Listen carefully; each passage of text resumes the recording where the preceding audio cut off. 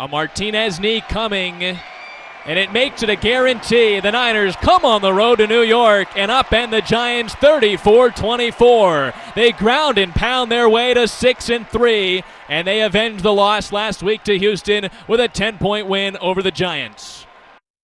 It's game day from Levi Stadium. Adam Copeland, Todd Husak, Tracy Sandler with you, getting ready for Week 10. The Niners and the LA Rams, a 1:25 kickoff. We'll have all the action for you right here on The Sports Leader. We are streaming twitch.tv/TheSportsLeader, TheSportsLeader.com, and the Sports Leader app. If you want to check in on the show, watch the show, chime in on the conversation. How we doing, guys? Feel like I haven't seen you in ages. Feels like it's been like a year since we last did a show from Levi Stadium. That's been the...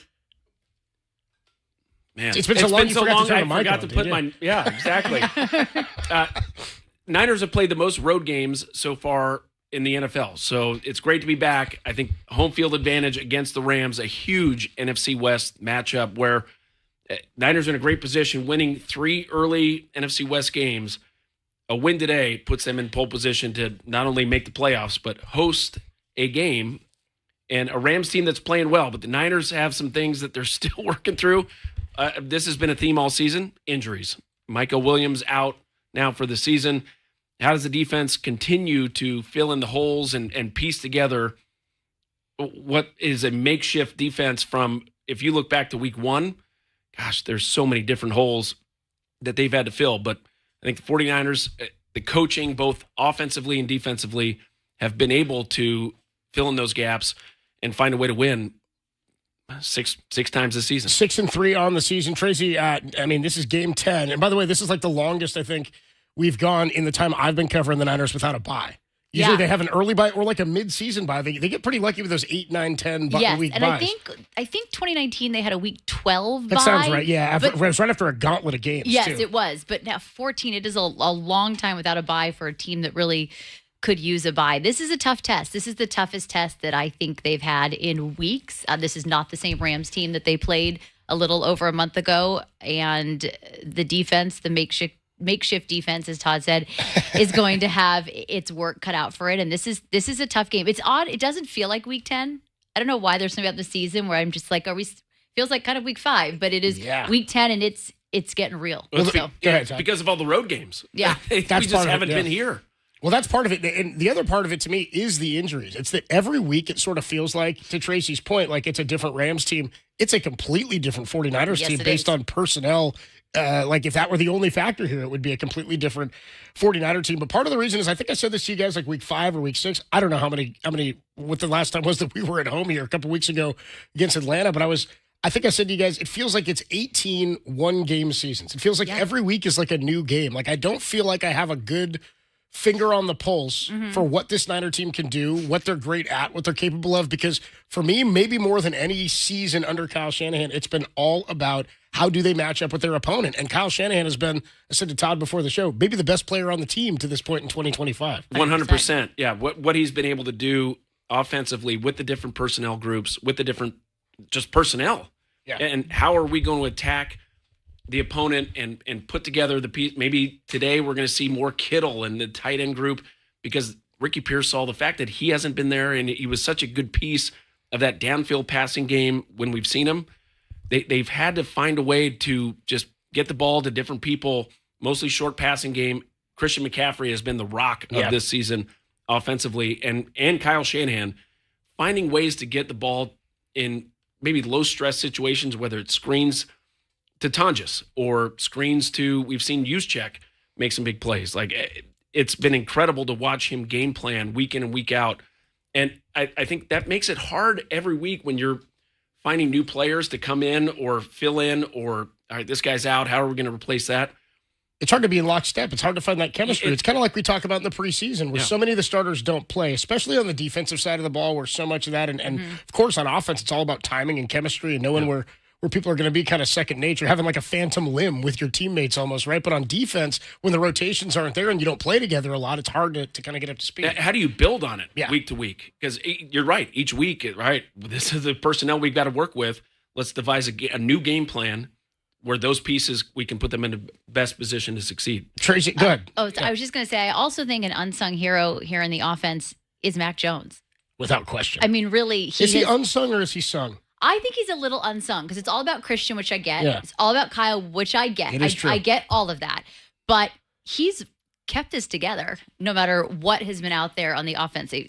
I just think he deserves a huge amount of credit for what he's been able to do in this position. No denying what Mac Jones has been able to do. And you go back to that game, excuse me, we'll talk about week 5 against the Rams, but that game where he was battered and bruised and thrown around and like spitting up blood. He did the banana game. I think that was the banana game. The banana game where Mac Jones was shoving bananas in his mouth. And I don't know that he would have been able to go back out for another drive. I mean, it's incredible how different this defense looks. And we'll talk more about week 5. But the news this week, much to the chagrin of many 49er fans, was the trade deadline passed and the 49ers did not make another acquisition. There's been so much, in my mind, funny online debate about the Niners being aggressive. I, for one, have felt the Niners, in the time that Kyle and John have been here, and even this year included, have been one of the most aggressive teams in football in acquiring talent. Anytime a player seems to come up for trade or to be available, John Lynch calls. I mean, hell, John Lynch called on Jimmy G and asked if Tom Brady was available. Right? He called on Khalil Mack with the Chicago Bears when they decided they were going to, or excuse me, with the Raiders when they decided they were going to move on from him and made an offer to get him. They got Trent Williams. They got Christian McCaffrey. In the years that they have been Super Bowl contenders, they decided to fill voids like Chase Young at the trade deadline, like Emmanuel Sanders in 2019. The lack of aggressive play this year tells me that they were kind of speaking, I won't say out of both sides of their mouth, that they were kind of telling us point blank how they were going to go about this trade deadline in this season. They weren't going to mortgage the future to go get a player that was just going to help for this year. They weren't just going to plug a hole with chicken wire and bubble gum and try to keep the ship from sinking. Anything that they did this year was all part of a plan for next year and beyond. Well, I think there's two things. Number one, the NFC is wide open. Agreed. And even with the players that the 49ers have in place now, and hopefully we can not have a Monday morning where we're reviewing who else has gotten hurt, which has been the process over the last month, it seems like. The number of players in the NFL that get cut on that last cut date, you figure every team has 10, 15, 20 guys that get cut.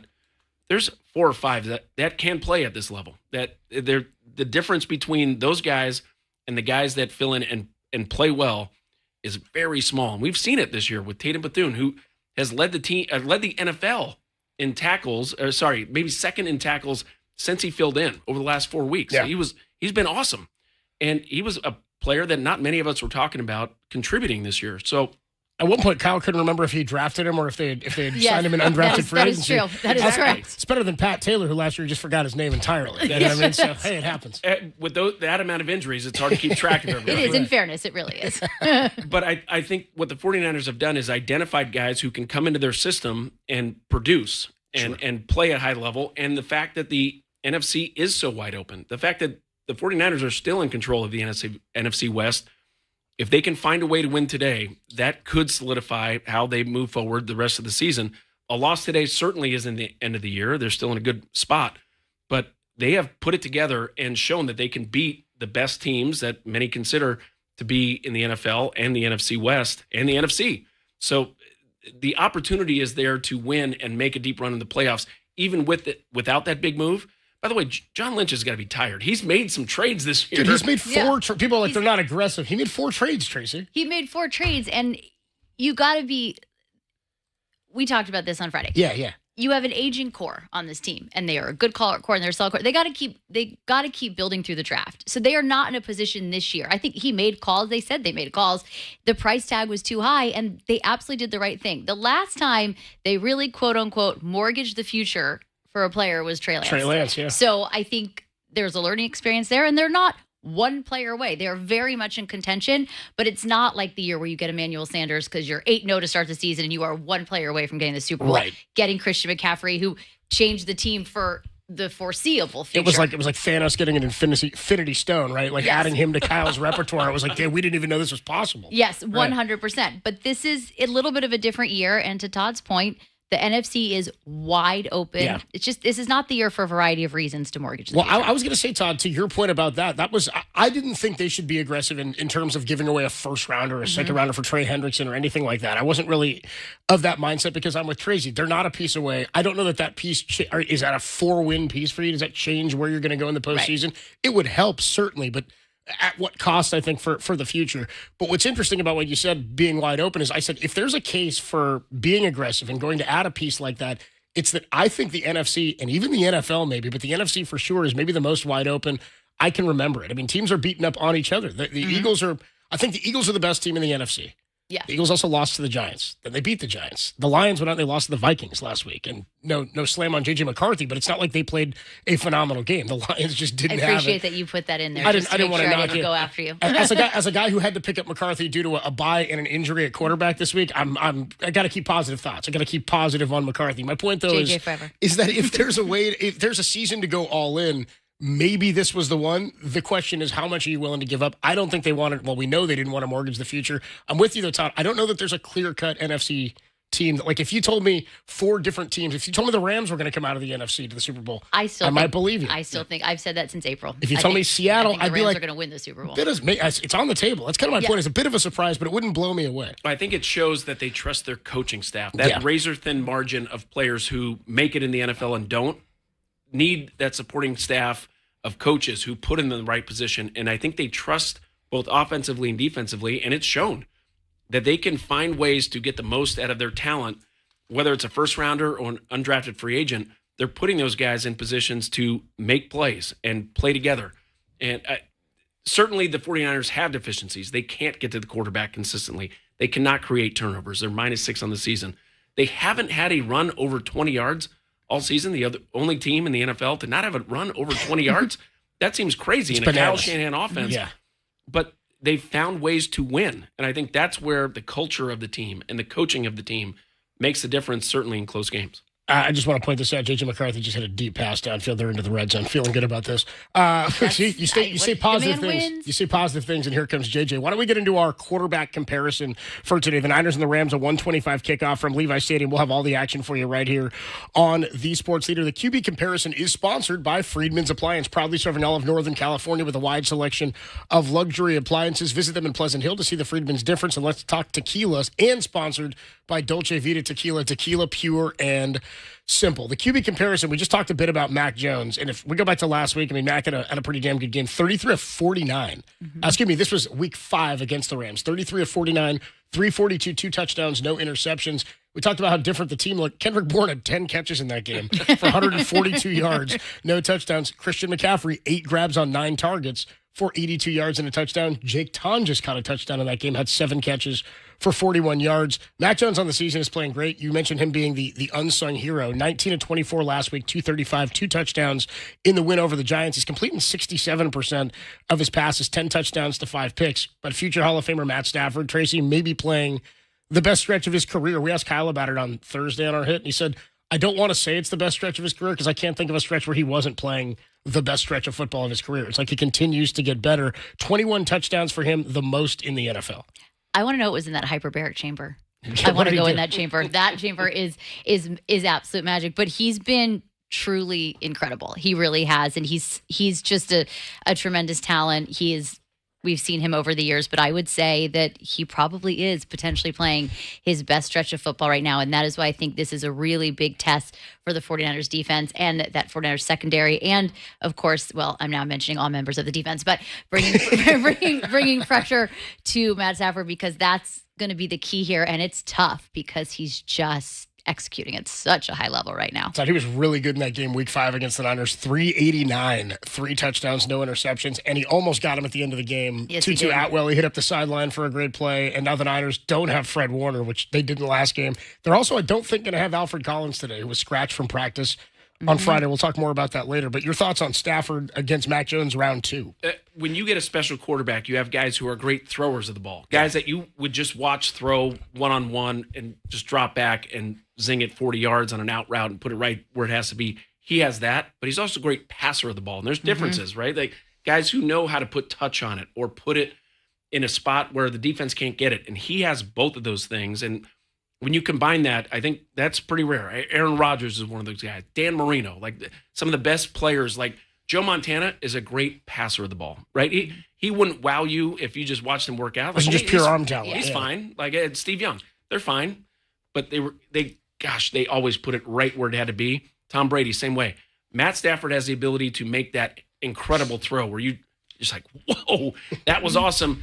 And he's a great passer. So he does it all. And I agree. To be at this stage of his career and still playing at that high of a level is impressive. And so the 49ers have to gang tackle, which I thought they did a much better job of last week against the Giants versus 2 weeks ago against the Texans, where they were all together. You got to stop yards after the catch. You got to maybe get some stops, and you got to put Matt Stafford off his spot, create just a little uncomfort, because if you let him sit back, he will pick apart any defense. What kind of passer were you? What do they call you? I was not a great throw. Like, I could throw. Like he's a good teammate. Yeah.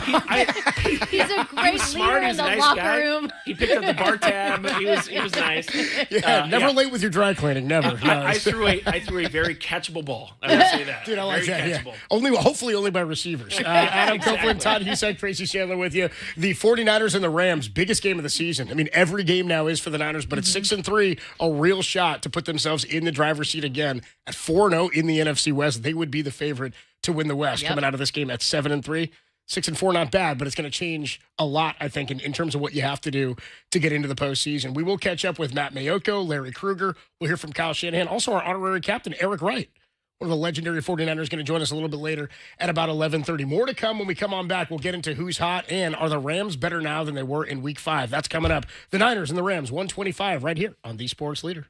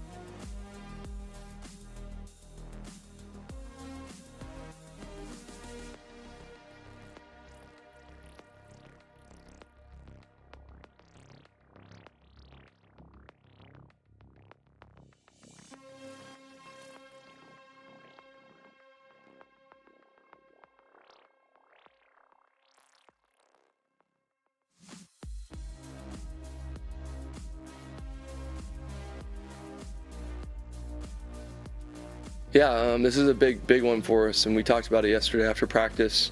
Just talking to the team, this is a big one. Having played, 5 years in the NFL now, and you really have to look at this game as like a playoff game almost. And I feel like we answered the bell there. Like I said, all 1 of 33.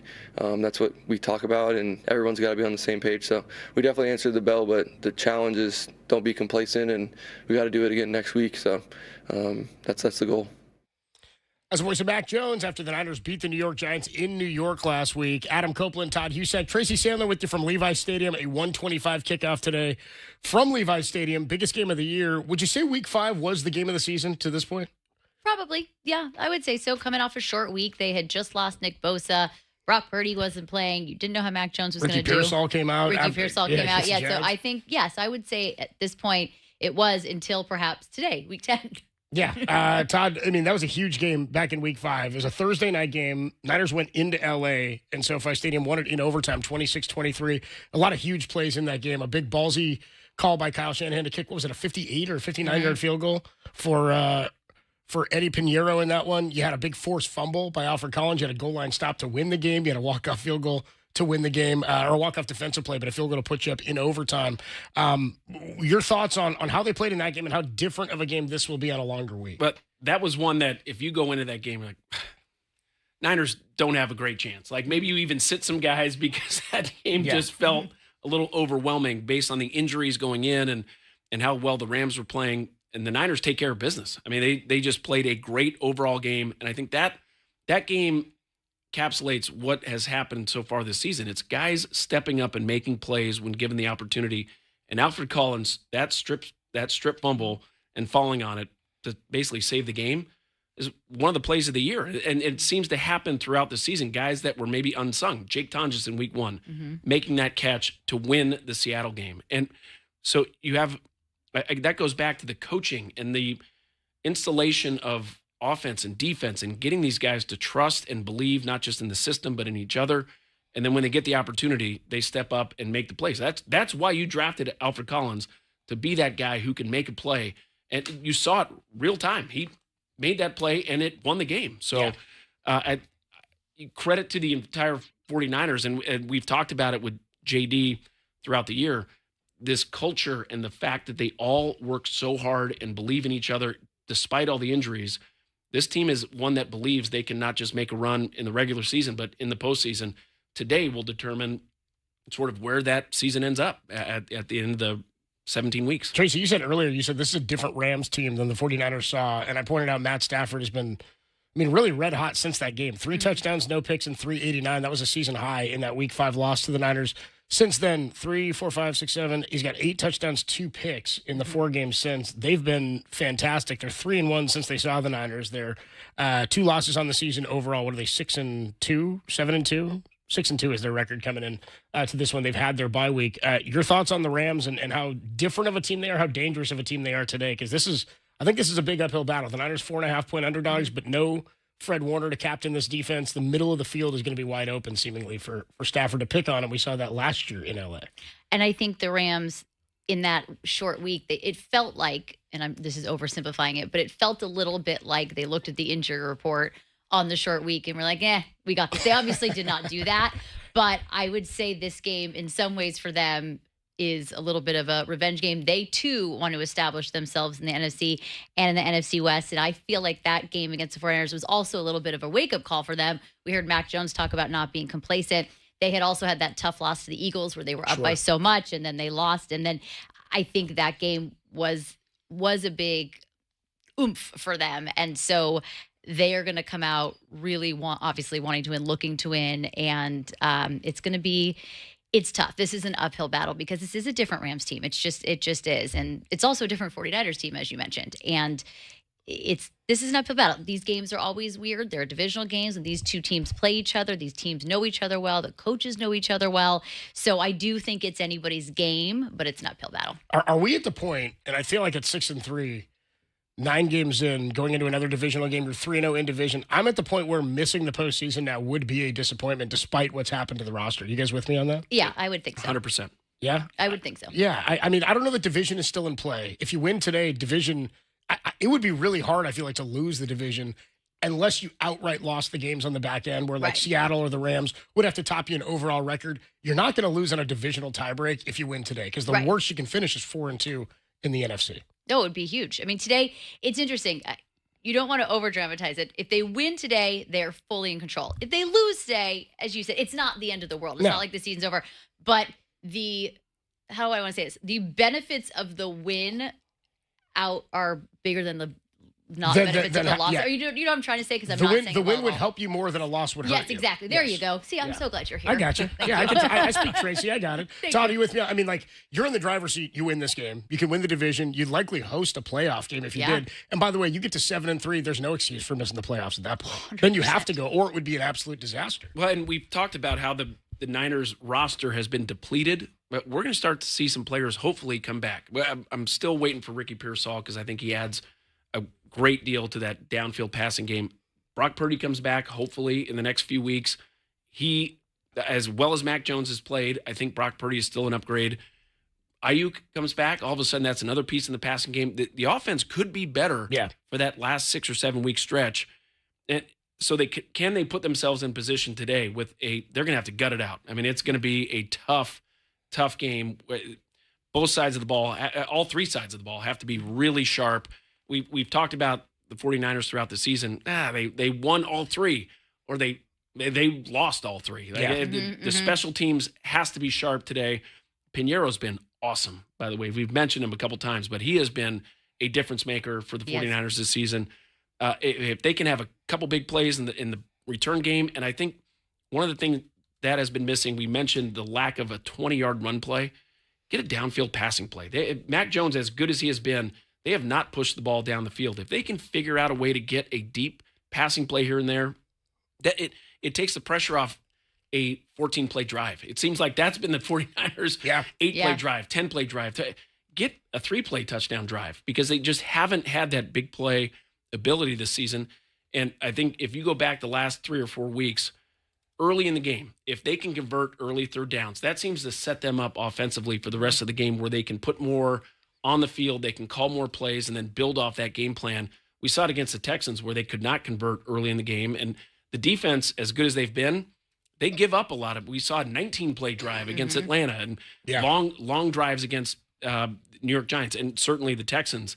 If they cannot get off the field on defense and continue those drives early in the game, that could spell disaster for the 49ers because they're just not built to have that big play offense. Last week was a game where it felt like the offense put the game away because the defense, as good as they were in the first half, and they made sure the Niners had a lead going into halftime. I mean, it was an opening drive of 10 yards, 64 yards, and a touchdown for the Giants. After that, punt, missed field goal.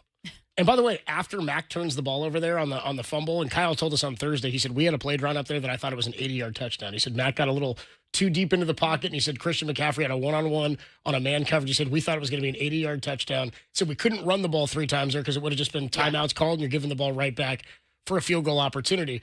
But the defense, even after that, the sack fumble turnover by Mac, they held it right there. They didn't give up a yard. And then the missed field goal. The defense played really well in the first half. The offense put it away in the second half. It feels like this is a game where the offense is going to have to show up. I think the Rams are going to score, and I think you may have to be upwards of 30 points to win this game. And the Rams are not the Giants. The Rams are not the New York Giants. I think they're a much better team. They are a much better team. I think it was a very encouraging game for the 49ers offense. They scored 30 points. That was great. I don't know that we learned much more about the team after that game because Giants fans, close your ears, but that is one bad football team. Yeah. Really. I saw a note that said it's now through 9 games. The Giants are 2-7. I saw a stat that said Brian Dable, in his first year as the Giants head coach with Dan Jones, that year he went like 15 touchdowns, 5 picks. They made the playoffs, I think. He was 7-2. Since then, every year through 9 games, they've been 2-7. Oh, my gosh. Oof. He's fighting for his job as Brian Dable. You mentioned Eddie Piñeiro. Why don't we make him our, I think it's a who's hot is what we're doing right here. I can tell you in just a second when, as a professional, I get my notes up. And I know what we're doing next. You were one of the great professionals of our time. I'm working on it. Doesn't help when your computer kind of fritzes out on you, too. Tim, am I right on that? Is that a Who's Hot that we're doing right here? Who's Hot is sponsored by Valley Heating, Cooling, Electrical, and Solar, locally and family-owned for 62 years. Why don't we go with Eddie Piñeiro? I mean, as good as as the or Eddie De Niro. Eddie Money, Eddie De Niro, 19 for 19, and he's 14 for 15 on extra points. And by the way, it's 14 consecutive extra points. Yeah, because you just missed that first one. It was the very first one in New Orleans, week 2. Think about how different this team is from week 1 even. It's a different kicker even for the 49ers right now. But Eddie Pinheiro will make him our Who's Hot player, 19 for 19. He's been incredible. It's been incredible. I almost don't want to talk about it much more. You know what I mean? I don't want to put too much emphasis on it. He's got a no-hitter going. That's totally fair. Don't talk to him on the bench. Let him take care of himself. I got a good arrival video of him. Can I post it? Yes, you can. Okay, just don't mention anything about the 19 for 19. I won't. I'll just put Eddie with the money emoji. Oh, good deal. Spoiler alert. We'll take a quick break. Adam Copeland, Todd Husek, Tracy Sandler with you from Levi's Stadium. A 1:25 kickoff. This is going to be a fun one. Beautiful day down here at Levi's. Game of the year. Niners and the Rams, a rivalry game here. Should be a fun crowd as Mac Jones tries to go 2-0 against the Rams, and the Niners look to move to 4-0 in the NFC West. Matt Maiocco, our 49ers insider from NBC Sports Bay Area, will join us next, talking Niners and Rams as they look to move to 7-3. More to come right here on The Sports Leader.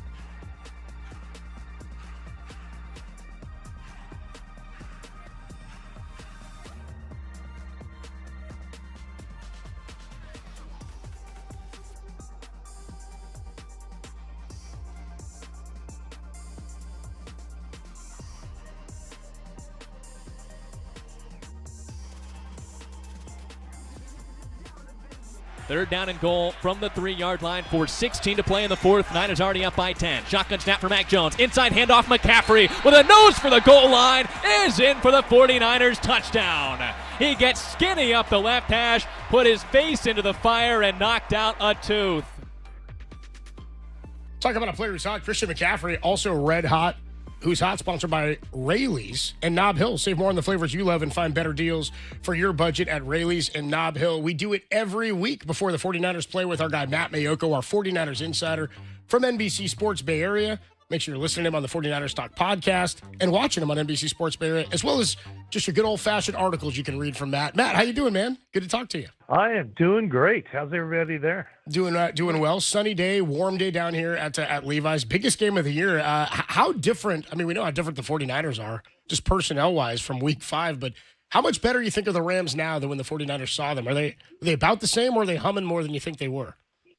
I think they're humming. You know, that's the last time they lost a game, and even the loss they had before that was a game where they were lining up for the game-winning field goal, and now they have a new kicker. The thicker kicker out there will be making his debut against Harrison Mevis. Yeah. Yes, yeah. And so no, I think they're up there around 35 points a game the last couple of weeks. Matthew Stafford is a guy that.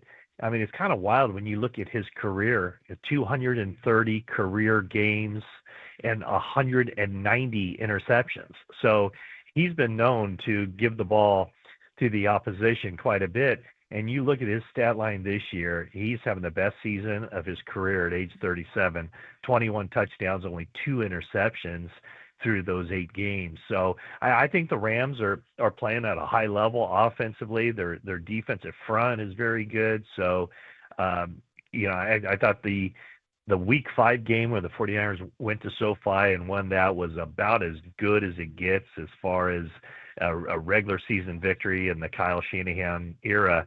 And I think this game, in order for them to pull it off, they're going to have to play probably even better than they did that game.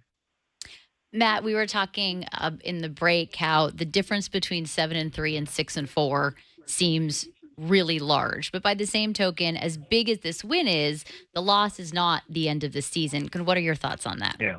Yeah, no, I agree. I think really the key was last week for the 49ers in a lot of ways.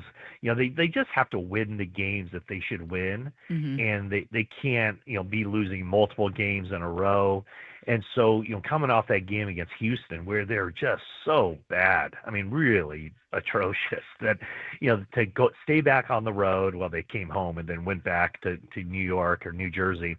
That was key for them because, what you just mentioned about the difference between 7-3 and 6-4, to me, I think it was even more stark to go from 6-3, which they are now after that win against the Giants, and they would have been 5-4 entering this game against the Rams. So now, I mean, after they get off to the 3-0 start for the season, and that week 3 game against Arizona where Bosa gets hurt, all they had to do from that point forward was really go just 500 football.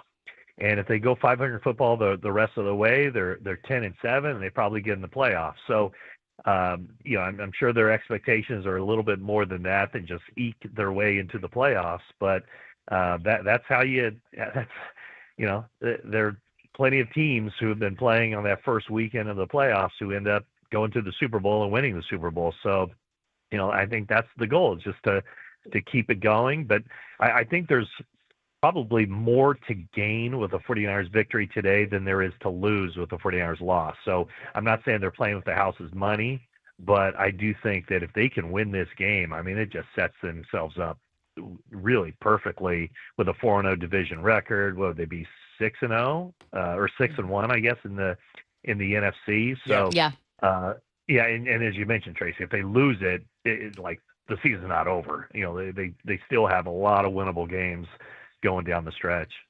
And Matt, you talked about how they were really bad against the Texans, and then we've seen them be great against the Rams.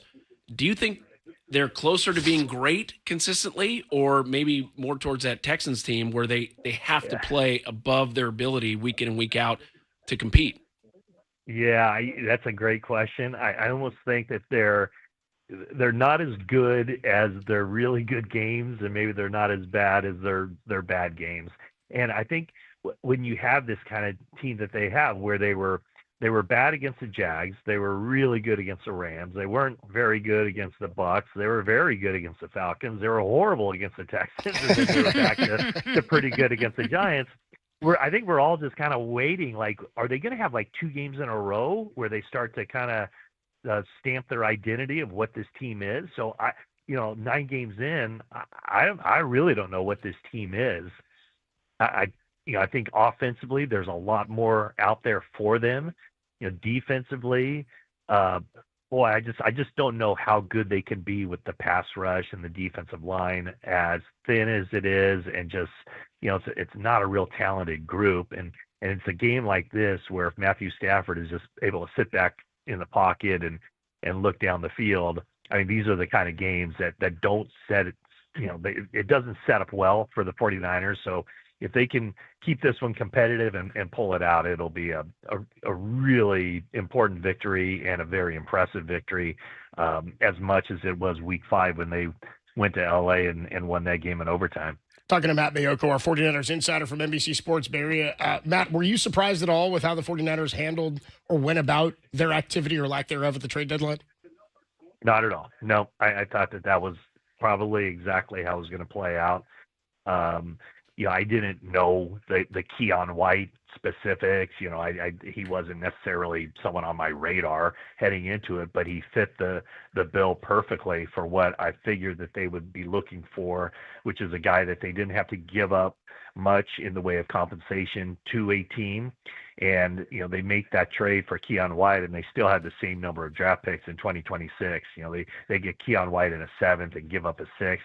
They don't have to think much about the compensation as far as the salary cap as it pertains to next year. And they get a player that fits more in what the 49ers want than what the Patriots were looking for. So that kind of checked all the boxes.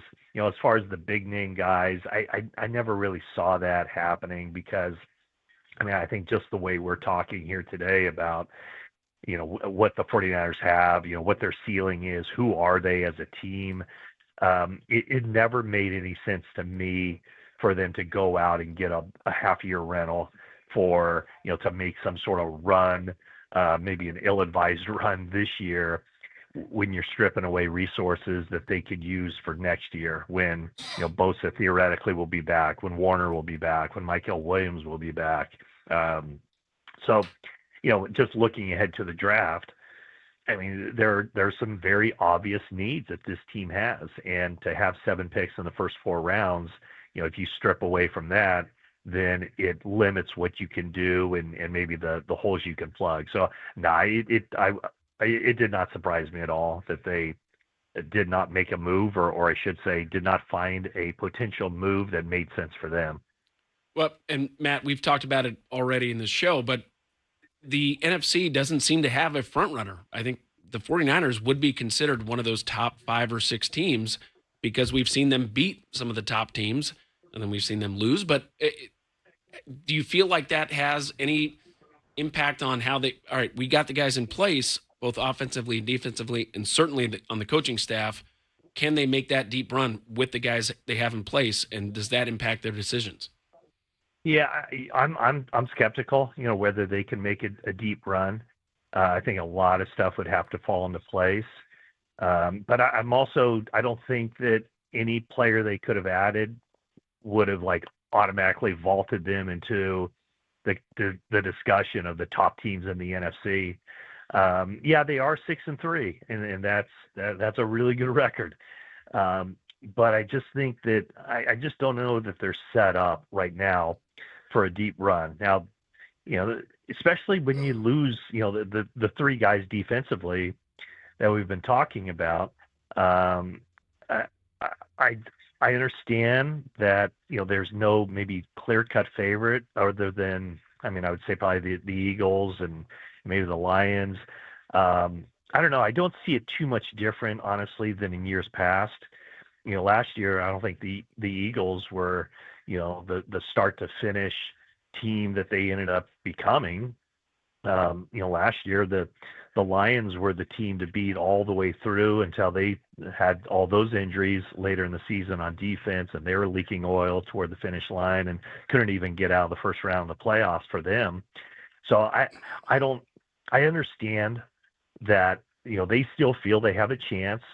They feel like they have a chance with the players they have, and they didn't feel like going out there and overpaying to someone that they did not feel could move the needle and significantly increase their odds of winning it all this season. Matt, I have a question that I talked about early in the show. I want your opinion on this. Do you feel like Mac Jones is a little bit the unsung hero in this? I mean, obviously Christian's been incredible, and that's a big part of it, but he's been able to keep this together, and I'm not sure he's getting enough credit. Not that he cares, but still. Well, if he's unsung, then we need to start sunging. Because I think. So you want me to start singing? Is that what you're saying? Well, sung. I think he's. You don't know all the dynamics. It's a team award, but man, I mean, he kind of fits the bill for the Lynn Eshmont Award, doesn't he? I mean, yeah, he really does. So I think he's given the 49ers everything they could have hoped for and more. Mm-hmm. He hasn't. He's not playing at an MVP level or anything like that, but man, he's just done so well. Mm-hmm. So he's, like you mentioned, I mean, he's kept it together, and it's very rare that a team can go to a backup quarterback and everything sticks together. I think generally speaking, any team that turns to their backup is just hoping to split even, just win the same number of games as you lose, wait until that starter gets back out there, and then then turn it on. But they're 5-2 with Mac Jones at quarterback. He's done everything asked. He just seems to hit all the right notes, from what he does on the field to how he conducts himself and how he acts off the field and in the locker room, and being, his own self, kind of a quirky personality that the players seem to embrace. So no, I think that this team would not be where it is, no question about it, without Mac Jones's contributions. Matt, before we let you go, we're talking to Matt Maiocco here. Just a thought from you on some news that broke this morning. The passing of former NFL Commissioner Paul Tagliabue died at the age of 84. I think of him as one of the authors or architects of what modern day NFL football has become. I mean, he was part of expansion. 4 teams came to the league under him, including the current Cleveland Browns. He was commissioner during 2 major American crises, the Hurricane Katrina and the 9/11 attacks back in 2001. Also, the man who implemented the Rooney Rule. I mean, a lot of legacy for Paul Tagliabue. Lost his battle with Parkinson's at the age of 84. Just your thoughts on the league under Paul Tagliabue and just how he'll be remembered in the NFL. Yeah, I think it's kind of complicated. I know that when I first got on the Hall of Fame selection committee, that there was a lot of discussion about him, whether he deserved the spot in the Pro Football Hall of Fame, because, yes, the league grew and everything else, but there was also the CTE and how that was kind of covered up in a lot of ways. So it was a very complicated discussion, and when I was on the committee, he was turned down. He did not make it until they expanded that field for the 100th year of the NFL, and had a different committee who came up with a number of inductees, and that's how Paul Tagliabue got in. So it was kind of a fascinating discussion about all the merits that he brought and should be attached to his legacy, but also, the negatives of how, the NFL kind of turning a blind eye to the research and data that they had with concussions, how, that impacted a lot of people as well. So yeah, it is kind of a complicated legacy that he leaves behind. Matt Maiocco, the voice you hear, our 49ers insider from NBC Sports Bay Area. Matt, enjoy the game today, a big one, and I'll talk to you tomorrow on Dirty Work, and enjoy the game.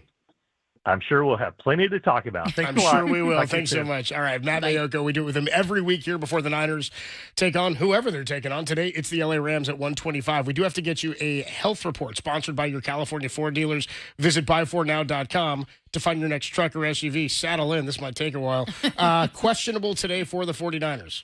Brock Purdy, I was going to ask you this, Todd. How interesting or how weird is it that the Niners have not ruled him out on Friday in each of the last 2 weeks, listed him as questionable, yet named Mac Jones the starter? So there's no gamesmanship per se, right, with the opposition, because I mean, I don't know why you list him questionable if you're not going to dress him, because I don't think they're going to dress him as a backup at all until he's ready to play.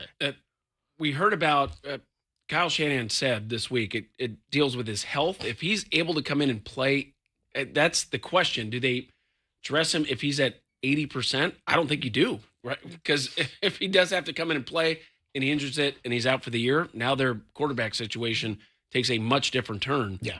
As important as this game is, I think that's how they feel. Can he come in and play at a level that isn't bad or that risk further injury? Because they need him for the last 6 or 7 weeks of the season. Yeah. I think that's probably true. I don't know. He's got to be able to put together like 5 straight games to stay on the field. That's kind of what we're looking for. Yes, Correct. for sure. There's a weird part of me. Well, there are a lot of weird parts of me, but there's a weird part of me that thinks that potentially he is the backup before he comes in to start. That they give that, they make that decision. But I don't know. It's been a while. He has not been put on IR, and Kyle Shanahan also said this week he'll be dealing with it the rest of the season, which leads me to believe he's not going to come in at 100. Can they get him in at 85? Can they get him in at 90 and have him be effective? Because turf toe, I say this every week, they need a new name for it because it makes it not sound that serious, and it's a pretty serious injury. Yeah, and nobody's buying that. Nobody's buying that the turf or the surface is not a factor, right? Right.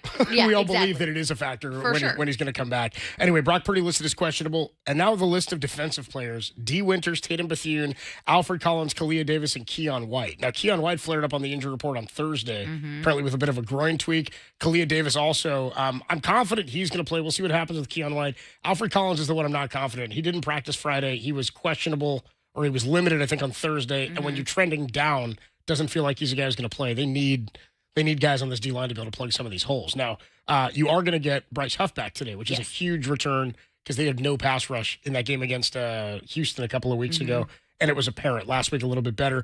Also questionable today, Ben Barch, and it sounds like Jake Brendel's going to return to the starting role at center, barring any pregame setback. We'll take a quick break. When we come on back, 49ers head coach Kyle Shanahan joins myself and Derek Papa on Dirty Work every Thursday of the Niner season. We'll play it for you next, only here on The Replay Leader.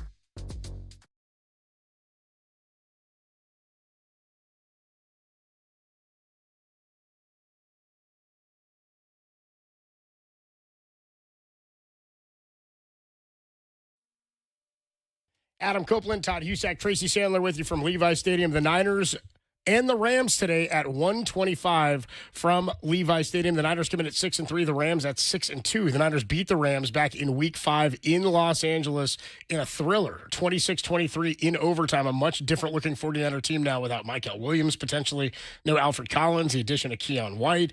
You may be, or you are also without Nick Bosa and Fred Warner. Fred Warner did play in that game. Obviously will not today. Let's get you the Building the Game Plan, sponsored by Golden State. When you succeed, we succeed. Visit us today at goldenstatelumber.com and sponsored by River Islands. Come home to River Islands in Lathrop and discover the San Joaquin River lifestyle at its lakes, parks, and schools. Start your tour today at riverislands.com. And I'll see you at the Boathouse. Kyle Shanahan joins myself and Derek Papa every Thursday of the football season on Dirty Work. And this week, we opened talking a little trade deadline. I asked Kyle if he enjoys the new level of activity that happens every year at the NFL trade deadline. I mean, I always love the opportunity to get players and get your team better. So I wish the trade deadline, there was no deadline. I wish you could do it throughout the whole year.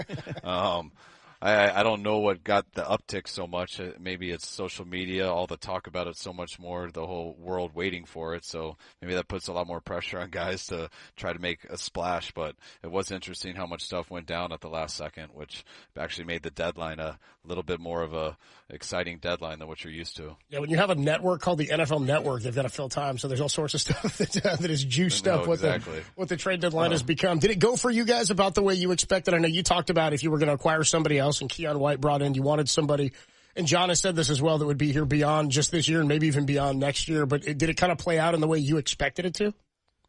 Yeah, pretty much. I mean, because it's not like it just goes down at the last second. I mean, even those teams that made deals at the last second, those are things that have been going on for a month of guys discussing stuff and trying to hold strong. And then finally people sell the farm to get someone to move at the end, or someone's been acting like they won't move someone to give someone something cheaper than what you were expecting. So it goes both ways. But yeah, usually it surprised me how many trades went. I mean, a lot of guys gave us some big stuff, which doesn't always happen. But yeah, really for us, there was a couple things that we thought we had an outside chance at, I know John was working around the clock on, but none of them ended up falling through. But was really excited about what we got the week before. So 2 weeks ago, you said going into the Atlanta Falcons game that you knew you had to run 40 times because that was going to be the way that you guys were going to have success in that game. So did you come into the game against the Giants knowing that you wanted to run the ball 40 times just like Atlanta, or did the game just turn out that way? I mean, honestly, I always want to run it 40 times because usually when you run it 40 times, that you're winning. So it's that's usually what happens.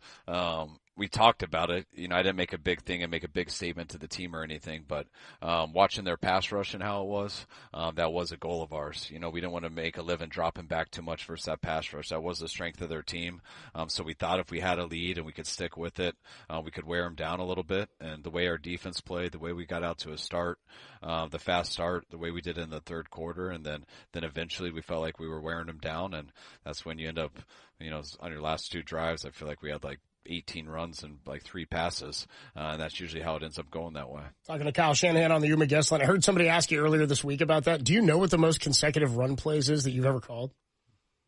No, I don't. Do you guys? No, I don't. I was wondering. I went back and I looked. I was wondering if the 2019 season, that NFC Championship against the Packers, I was like, I wonder if that's a game because you guys only threw it 8 times. I did find a stretch where you did run 13 consecutive times between the third and the fourth quarters. That's one of them. Yeah, it's hard. Even when you're doing it well like that, even that last week, I feel like we had 7 in a row, 8 in a row. That whole last drive, I think we threw it the first 2 plays or the second to last drive, and then ran it 8 plays in a row till we scored. And once we get to 6, it's there, and I'm just all right, should I call play action? Should I call a keeper? Should we do a reverse off this? Like, it's there. They're all selling out to the run. It's so set up. And then it's like, we could end it right here with this. You know what? Don't get too cute. Just keep hammering it and just see what happens. And then Brian Robinson busts like a 20-yarder for a touchdown. Yeah. So it's always so tempting because it only takes, you keep hammering and you're like, stick with it, go. And then it's like, yeah, but they're selling out. And just one time of selling out, it's gonna be 3rd and 8. And now you got a huge 3rd down. So, instead of running it on one of these second and 8s, should I call something off of it? But I stuck with it, hoping it would work out that way. And the guys kind of took over and made it easy for all of us. Talking to head coach of the 49ers, Kyle Shanahan, on the Uma guest line. I want to talk about your 4th down decision on the opening drive. So with the way the game started last week versus Houston, did that play a factor in the decision for going for it on 4th and 1 on the opening drive? Because you're already down 7-0. You don't want to be in a hole again where you have to punt it back and you could be down 14-0. And the defense played well, but with all the injuries, do you have more of an aggressive mentality of we need to keep scoring? It was definitely a gut feeling that I guarantee that gut feelings usually stem from your life experiences, and my life experience from the week before probably was leading, especially when they went down on the opening drive and scored that fast. I was like, we cannot go 3 and out and do what we did last week. But that wasn't the whole thing of it because I originally was punting. I was 30 yards away from the play, so I wasn't lined up with it well. And the guy who originally spotted it on our side had it almost 2 yards away, and we weren't going to go for it on 4th and 2 on whatever we were, the 35-yard line like that. And then that's why I sent the punt team on. And then right when they did that, the guy in our box said, wait, no, it's only half a yard. And then I couldn't change it fast enough, so that's why I had to call a timeout. Once I saw it was under a yard, then there was no hesitation, and I was glad we were able to do it. I was glad we got it close enough to do it because that had definitely made a big change because we ended up getting 7 on the drive. So later at the end of the first half, you guys get the ball back, 38 seconds left before the sack. I guess a sack fumble is what it was ruled when Mac drops back. What's your line of thinking there, getting it in your own territory with 38 seconds? Is that an automatic go for you to try to get points when you're getting it back? It's not an automatic. If I think about it now, it's been a week since it, but I feel like they had 3 timeouts then. So if you sit there and you just try to run it out 3 times, you're going to be punting. You're going to take maybe 11 seconds off the clock. And I also thought we had a chance to score there. Now the hard thing was we called an easy play, a play versus zone. And we have a check on it that if they have man, we got a chance for a home run. And we got the man look. And we were nervous of it because we knew the man look would be a big play, but we didn't know if we could hold up in protection for it. And so we got the man check, and it would have been an 80-yard touchdown to Christian. He had a wide and go on an inside linebacker, and it was there. But Matt got a little too deep in the pocket, and I think it was Burns got around that edge and was able to strip it. And right when you see something like that, I'm watching the sideline first. I'm like, all right, do I want to go with this? Oh, we got the look. Oh, this is going to be awesome. 80 yards, 7 points. And then I look back and I see that ball in the air, and it just makes you sick because you're like, oh my God, it goes from a home run to this is going to cost us the game. We just gave this ball right back to them. We have all the momentum. We're getting the ball in the third quarter, and now they got it. And now they're at the worst case scenario going to get a field goal. But fortunately, our defense got them 3 and out, and then they missed the field goal, and felt very fortunate about that going into the locker room. Switching over to this week, how do you usually approach playing a division opponent for a second time in a season, especially when facing Sean and the Rams when you know each other pretty well?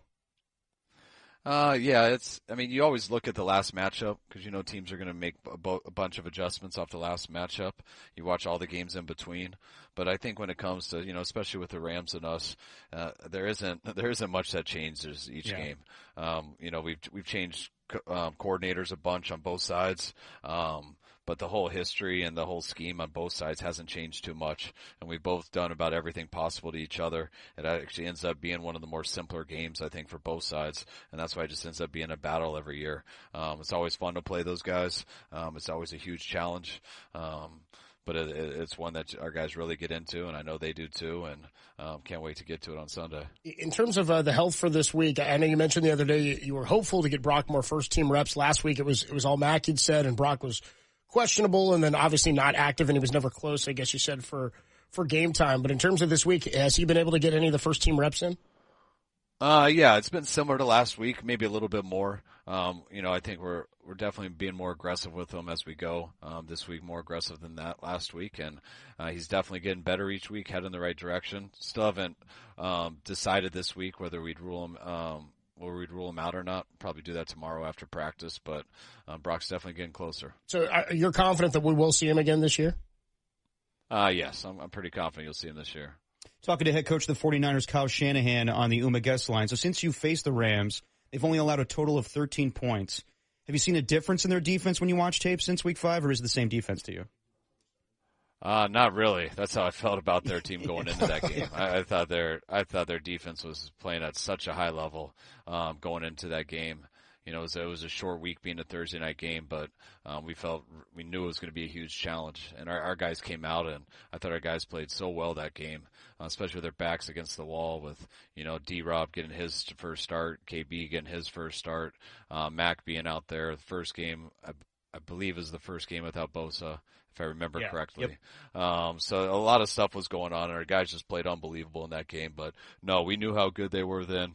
And so it doesn't surprise me at all what they've done these last 3 weeks. And then offensively, Matthew Stafford had a great game last time you guys played, and since that time he's thrown 10 touchdown passes, no interceptions. Do you think he's playing some of the best football of his career right now? And how important is it to have Bryce Huff back this week to go after him?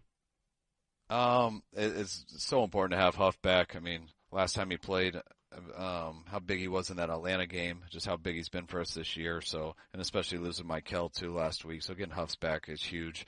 And I'd like to say Stafford's playing at the top of his game right now, but I can't remember a time in my career that I haven't felt this way about Stafford. Yeah, exactly. So I know when you have the 10 touchdowns and 0 picks or whatever it's been in 3 weeks, then everyone talks about it a lot more just nationwide. Right. But just, we watch film on this guy a lot, and just not from the coaches to defense, from our quarterbacks to just everyone appreciates Matt. He plays at a high level and one of the best quarterbacks of our generation, and will definitely be a Hall of Famer. So, he's playing at the top of his game, but that's pretty much the standard. Yeah. I was going to ask you where you are with Jake Brendel, or how he's fared through practice this week, and then also your evaluation of Matt Hennessy. I mean, I feel like he's the Mac Jones at center right now. He seems like he's played pretty well filling in for Brendel. Your evaluation of him, and has he allowed you to allow Brendel to get more healthy? Well, yeah, Matt did a hell of a job coming in that Atlanta game and playing for us these last 2.5 weeks. It was huge having him there as Jake's backup, but Jake's had a real good week. He's going to end up, unless he has a setback or something, he'll be fine for Sunday. And Matt did a great job holding it down while Jake was gone, but I'm real excited to get Jake back. Just last one for you, Coach. You, the Rams, the Seahawks all have 6 wins on the season. Seattle trades for Rashid Shaheed. Even the Cardinals look good on Monday night. This division was pretty competitive back in 2021 when the 3 of you guys went to the playoffs. But do you feel it's always been? Do you feel it's as competitive as ever right now, or does this division just always feel this way? I can't remember when I haven't felt like it's felt this way. Yeah. You got a bunch of good quarterbacks in the division.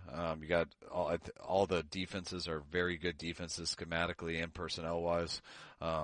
Good organization, so I feel like it's been a battle for a while here. I can't remember the last time it hasn't been, and it wouldn't surprise me if the Cardinals find a way to get back in this towards the end of this year too. Exactly. Just before we let you go, Coach, what did you make of Mac saying he subbed himself out for Adrian Martinez to come in and take that knee last week? Derek and I were texting during the game like, "Oh boy, is Mac okay?" And then Mac said, "Oh no, I just want to get my guy out there." What were your thoughts on that?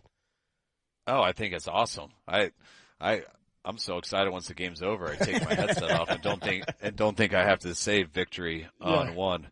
So I was checked out, hugging people, talking to people. So I would have felt guilty if I didn't think of it. So I'm glad Mac thought of it. I didn't realize that was his first snap, and it was awesome for him to do that for him. Pretty cool. Big game on Sunday, 125 kick from Levi Stadium. Nice to have you guys back home and back in the Bay Area. Kyle, have a good game on Sunday, and we'll talk to you next week. All right. Thanks, guys. Talk to you later.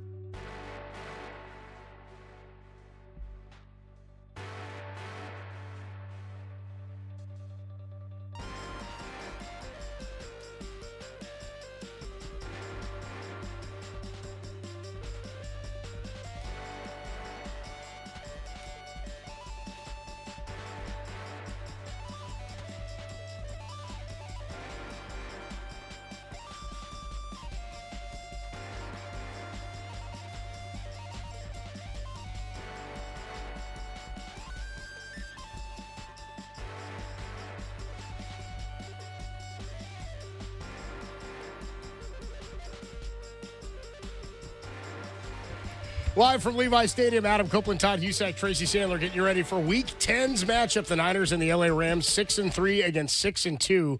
Niners win this one, they'd be 4-0 in the NFC West, and it'd be real tough to catch them in terms of division record for anybody in the NFC West. Here to talk about this one, among other things surrounding the 49ers, is Larry Krueger. What up, Krueger? How we doing, bro? What's up? Good morning. How we doing? Good afternoon. Good, sort of. It's still morning. Late morning. Still Before, good late morning. Before noon. So I always ask you every week, how you feeling about this one, Krug?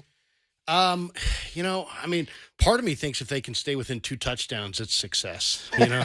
Yeah. I don't disagree with that. I'm with you. Maybe that's because that's what I've got in my pocket as far as a ticket. I took the Niners on the teaser. Okay. So I got Niners plus 13.5. So, I'm looking for them to stay within 2 touchdowns. But, I think this game could get out of hand. I mean, this is on paper, this looks bad. But you know what? So did Week 5. And I'll say this. We already got a view of what rivalries look like in this league Thursday night when Denver took on the Raiders. And Denver is way better than the Raiders. But, it was a close game, because they're divisional opponents. And anytime you get those division opponents together, throw out the records. I don't know if you guys saw the stat, but it was like 7 of the last 8 games, or 7 or 8 games of between Shanahan and McVay have been decided by 3 points or less. I saw that. So, it's an interesting note I saw too. I heard Greg Papa talking about this on his show the other day. This is the first time ever that Christian McCaffrey will face the Rams at Levi Stadium. Oh. Isn't that odd? That is an odd. Isn't that weird? That first start that he had once they acquired him was in Los Angeles, where he threw one, caught one, and ran for one. He did not play in the final game of the season a couple of seasons ago when they went to the Super Bowl. All the starters rested. And then last year he was out when the Rams came to town. So first time he'll ever face them at Levi Stadium, which is interesting. Just a thought from you, Krueger, on the trade deadline. How would you sum it up? How did it go down? Well, it's funny. It's one of these things. I saw an article on like CBS Sports. I'm always looking for articles and different things I can read, grading the trade deadline. And I got through about half of it, and I'm like, this is the most absurd article I've ever read. I mean, basically grading the trade deadline, whether I can't sit here and go, yeah, Lynch nailed it, absolutely did the right thing, or Lynch blew it, he's an idiot, I can't do any of that, because it's like having a strong opinion about a game you didn't see, right?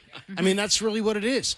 At least in these games, we're going to see the game. We're going to see all the plays within the game. We have no idea what he had on his table. For all we know, he was offered amazing things and didn't recognize it, or he was offered nothing and he was easy to turn it down. We don't know. So it's just like, that's all. I mean, I spent a lot of time talking about what they potentially could do. And why are people disappointed? And I'm one of them, is because they needed the help. It wasn't about, did it make sense? Was it reasonable? Was it, have they made enough trades and this and that? It's all about, look at them. And they're 6-3 and they can't put heat on the quarterback. And we may find out that lesson the hard way today. So I'm hoping Robert Beals of the world rise up. But that's what we're hoping on right now. Well, and you look back at what he's done over the course of his career in John Lynch and bringing in Hall of Famers like Trent Williams, like Christian McCaffrey. I think he's built up enough trust from the fan base to know where he can make a deal that helps. And we were talking about it earlier. He hasn't been dormant. Like, he's made some trades, not just in the last couple of weeks, but over the course of the season as they've needed to bring in players. Now let's see if those players can step in and make a difference. Yeah, I mean, to be totally honest, I mean, if I saw John upstairs today, I'd be like, John, all of that feedback, people frustrated, you spoiled us. Yes. You spoiled us. Because he kind of has popularized the midseason trade. And I think to a degree, because he's popularized it and had success with it, other teams are copying it. They're more buyers, which has driven up the price, which has driven up the ask and make teams think that they can hold out for more. And then that's probably why they didn't do anything, because they weren't going to. If you told me they had on their table Jermaine Johnson for a second and they didn't do it, I agree. I don't think they should do it. If you told me they had Trey Hendrickson on the table, but you had to give up a first, would you have done it? No, I wouldn't have done it. So he probably made the right call, but they needed help they didn't get, and I think that's always hard to swallow. I think he definitely did the right thing, and they'll keep an eye on the waiver wires. I'm going to ask you a question that actually Marcus Boucher asked me the other day. Had he done the Keon trade on Tuesday, I'm having trouble with words today, would you feel differently about this trade deadline? Yeah, I mean, that's the other thing that, the Keon White move was exactly the kind of move that they probably needed to make, which was just a guy who's got a lot of athletic ability, who's a great scheme fit here and wasn't a great scheme fit there, and that's why he was available. So I think that was the right move, and you're right. No, I total full disclosure, I think, if that deal had come down within 48 hours of the deadline, I think there would probably be a lot of people that would have looked at the deadline a little differently. I think so, too, because it happened about a week before the trade deadline. And sometimes that's where you get your best value in all sports. In baseball, we see that happen a lot when teams get aggressive early and go try to buy. In terms of the guys today who are questionable. Including Keon White. I was trying to figure out, Larry, which guy would be the most crucial to be missing. Every one of the guys who's on the questionable list is crucial. D. Winters, Tatum Bethune, Alfred Collins, Kalia Davis, Keon White. I'm not convinced Collins is going to play based on his trajectory at practice this week. Who's the biggest factor that needs to play? Is it Bethune and Winters? I mean, those are the guys you need out there. Well, I would say it's Bethune. I mean, he had 16 tackles last week. I mean, he is just awesome. And, the one thing about the Niners win in week 5 over the Rams, it included this guy named Fred Warner. Without Fred, I think you got to have Tatum Bethune. The good news is, this guy's an old school throwback, tape it up, and go. So, I mean, there's just no doubt in my mind that he's going to go. But he would be the guy. He would be the guy that I think you got to look for. Also, Keon White. I mean, Keon White led the 49ers last week in New York in pressure percentage. So he stepped right in and contributed, and they need all hands on deck. So I think I'm looking for him to be up today and hopefully contribute. Well, the good news, Christian McCaffrey is healthy. Mac Jones is healthy. So they're going to come out. And how do you expect Christian McCaffrey to are they going to rely on him again that we've seen the last 3 weeks where it's 100-plus yards? Rushing, hopefully, that we saw last week. Are they going to get him the ball early and try to – what we've talked about is getting those early first downs in those early drives where they can put some plays on tape and make sure that the opposing defense can sort of gauge on how they're going to guard him. Kubiak said, get ready for another head knocker, so I think you're going to see a lot of McCaffrey. I think they're going to be somewhat conservative on first and second downs because I think they want to make sure that they get something on first and second down because I think they really want to stay out of third and long against this team in the worst way. So I do think they'll utilize Christian a lot early. When I watched the week 5 game again the other day, because it was on the NFL Network and I was looking at it, Mac Jones did not give them a lot of shots at negative plays. He did not hold the ball. I mean, he got it out. Now, you mentioned it already in the show today that he's operating underneath, and I would love to see Jordan Watkins get a couple shots down the field. But I think that might be the route to go is more of the short passing game, basically stay aggressive. Mac Jones is playing really, really well. There's a report from Schefter or Rap Sheet this morning saying that if Mac Jones wins today and the 49ers win today, that the Niners may roll with Mac Jones for a while. So you can look that one up. But Mac Jones is playing fantastic football. And to me, what you mean, Todd, you're a former quarterback. You can appreciate this. This guy's accuracy is really impressive. I mean, very impressive. This guy put it on you every single time in the flat, down the field. He's got great accuracy, but I would like to see a little bit more of a down the field attack to try to create a little bit more space for Christian to operate. When he hits his back foot and throws, when he sees it pre-snap, Mac Jones is as good as anybody in the league and putting it where it has to be, and they can get some yards out of the catch. But we haven't seen those big plays, those explosive plays, certainly in the run game. But when Mac Jones is on point, he sees it pre-snap and then hits his back foot and unleashes it, and that's where they've been most effective. And we saw it last week. We didn't see it a couple weeks ago against the Texans, and so I think that early, can he recognize what they're doing pre-snap and then get the ball in the hands of the right guy? I started the show asking if he was the unsung hero, and I believe we are singing. I think we are singing for Mac Jones right now. Larry, question for you. How big a day is this for the secondary? Excuse me? How big a day is this for the secondary? How important do they become today? Huge. And I think the one break, Tracy, is that there's no the burner, Tutu Atwell. who's a 4-3 burner now. It sounds like, well, come on, you're really grasping if you think that's a big deal, but it is a big deal because then you can defend them differently. With that guy, you have to always be afraid of the bomb. Without him, I think you can be a lot more aggressive. But Tracy, I think you're right on it. I mean, that's why some pressure up front to move Stafford off his spot any way you have to. If you got a dog blitz, if you got to send extra guys, you got to overload a side. You got to make him a little uncomfortable because he is in. I think he's playing the best ball of his career right now. It's unbelievable. I should put this out. Breaking news here. Brock Purdy officially inactive for today's game. Krug, what have you thought about this is per Ian Rappaport. What have you thought about the Niners going with him as a questionable on Fridays, but naming Mac the starter? Well, I mean, it's gamesmanship, man. This is the NFL. Is it though? Is that gamesmanship when you name the starter still? No, I think it's gamesmanship right up, I think it's a gamesmanship all the way through. I mean, I think it's going to reveal itself as gamesmanship when we actually see Brock play. I don't think Brock's going to play until after the bye week. And I think a lot of this is just about make the other staff waste time. They're different quarterbacks who do different things, and you have to prepare differently. And if you can use up McVay's, 10 hours of McVay's, quality control coach's time, that's 10 hours they don't have to devise some other scheme to beat you. So I think that comes into the equation. Adam Copeland, Todd Husak, Tracy Sandler with you. You got one, Todd? Yes. So we've seen what the 49ers can do when they convert early third downs. And I think holding the ball is what they did against the Rams early in the season in week 5. How important is it early in the game to get off to a good start? Because then it puts pressure on the defense. You got to slow them down. If the 49ers can convert and have some of those long drives and then maybe put some pressure on the Rams early in the game. I think it's crucial, to be completely honest. Totally crucial. Like, I think the Rams can win this game anyway. They can win this game if the Niners get out to a lead and they chase it from behind. They can win this game if they get out early. The Niners can only win this game if they get out early. They can't win this game from behind.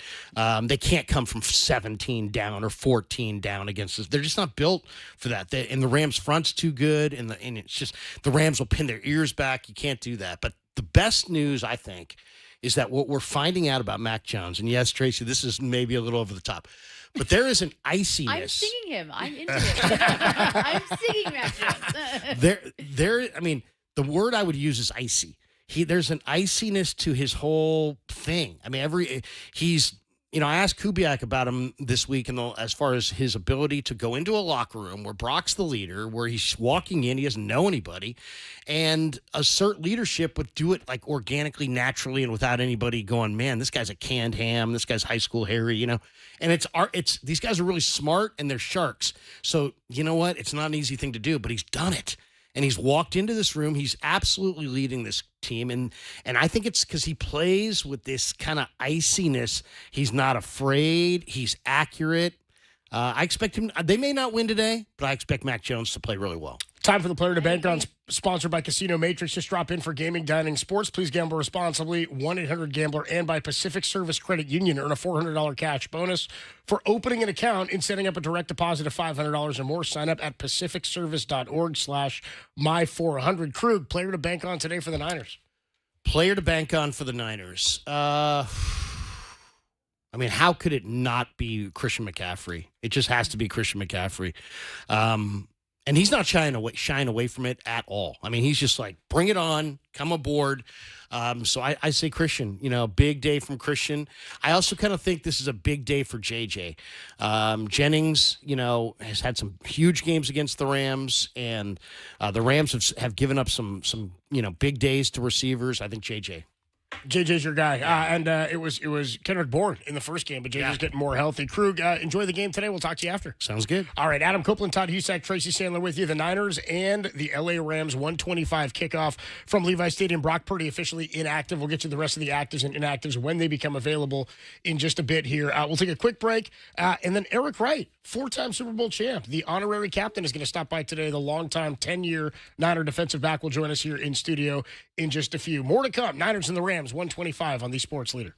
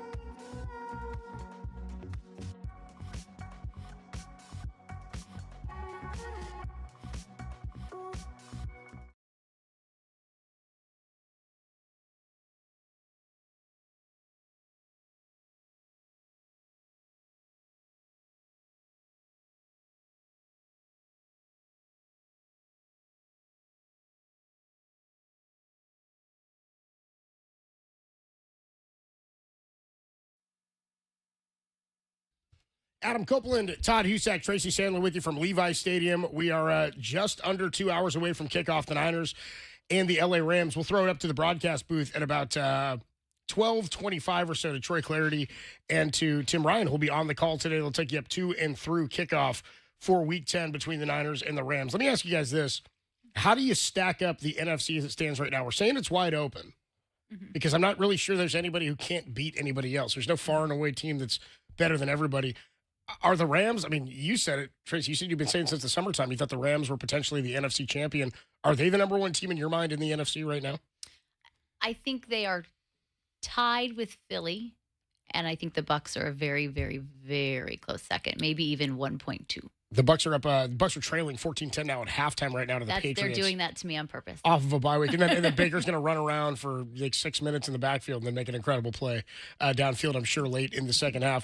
How do you stack up the NFC right now, Todd? Because I'm with Tracy that the Rams and the Eagles are the top two teams for me. And the Rams were up 2 scores on the Eagles in the second half of their game against them in Philly earlier this season. And then Josh Carty had a chance to kick a game-winning field goal. The Eagles came all the way back in that game, a huge Jalen Hurts performance. Josh Carty has his field goal blocked, and it's goes the other way for a touchdown. The score doesn't really indicate what that game was, but how do you stack up the NFC right now, Tom? So I think 2 teams we didn't mention, the Lions who lost to the Vikings. I think if the Lions win that game, they're right there. Division games are weird, man. Seattle's good. Yes, they Seattle is really good. They can run the ball. They can stop the run. Again, I think there's a handful of teams at the top. I don't think one stands out, but Seattle and the Rams, I think the Buccaneers, with what they've done this season, both offensively and defensively, there's a bunch of teams that can win every game, and if they don't come out to play, they can lose whoever, because there's just 4, 5, 6, 7 other teams who can win. I mean, we're watching right now on Red Zone. We've got the Dolphins beating the Bills. Dolphins are up 16-0 right now at halftime over the Bills. It just shows you if the team doesn't come out to play, you can lose every week because there's just that many good teams in the NFL. You've got the Giants up right now 10-7 on the Bears. All these games are at halftime, by the way, in the early window. You had one game wrap up in Berlin, Germany. A little Berlin ball early this morning at 6:30. It was the Colts and the Falcons. The Falcons end up coming back. Well, the Colts end up taking the lead late. Falcons come back. It's the latest game-tying or go-ahead drive for Michael Penix in his young career. They go to overtime in this one before Jonathan Taylor, who had a huge day, 32 carries for 244 yards and 3 touchdowns on the ground, punches it in overtime to win it 31-25. Some of the other games today in Week 10, the Jags are up 20-10 right now on the Texans. The Jags looking to move to 6-3. They've been one of the big surprises this year under first-year coach Liam Cohen. The Saints are up 10-7 right now after a big Tyler Shook touchdown to Chris Olave. He's got 3 catches for 85 yards and a touchdown. 10-7 Saints over the Panthers right now at halftime. Rico Dowdle does have another touchdown, 11 carries for 39 and a touch in the first half. I told you the Patriots are up 14-10 on the Buccaneers. How big of a surprise are the Patriots this year? Drake May looks really, really good, guys. Drake May made a play earlier today where he stepped around a pass rush and put it right on the money over a defender.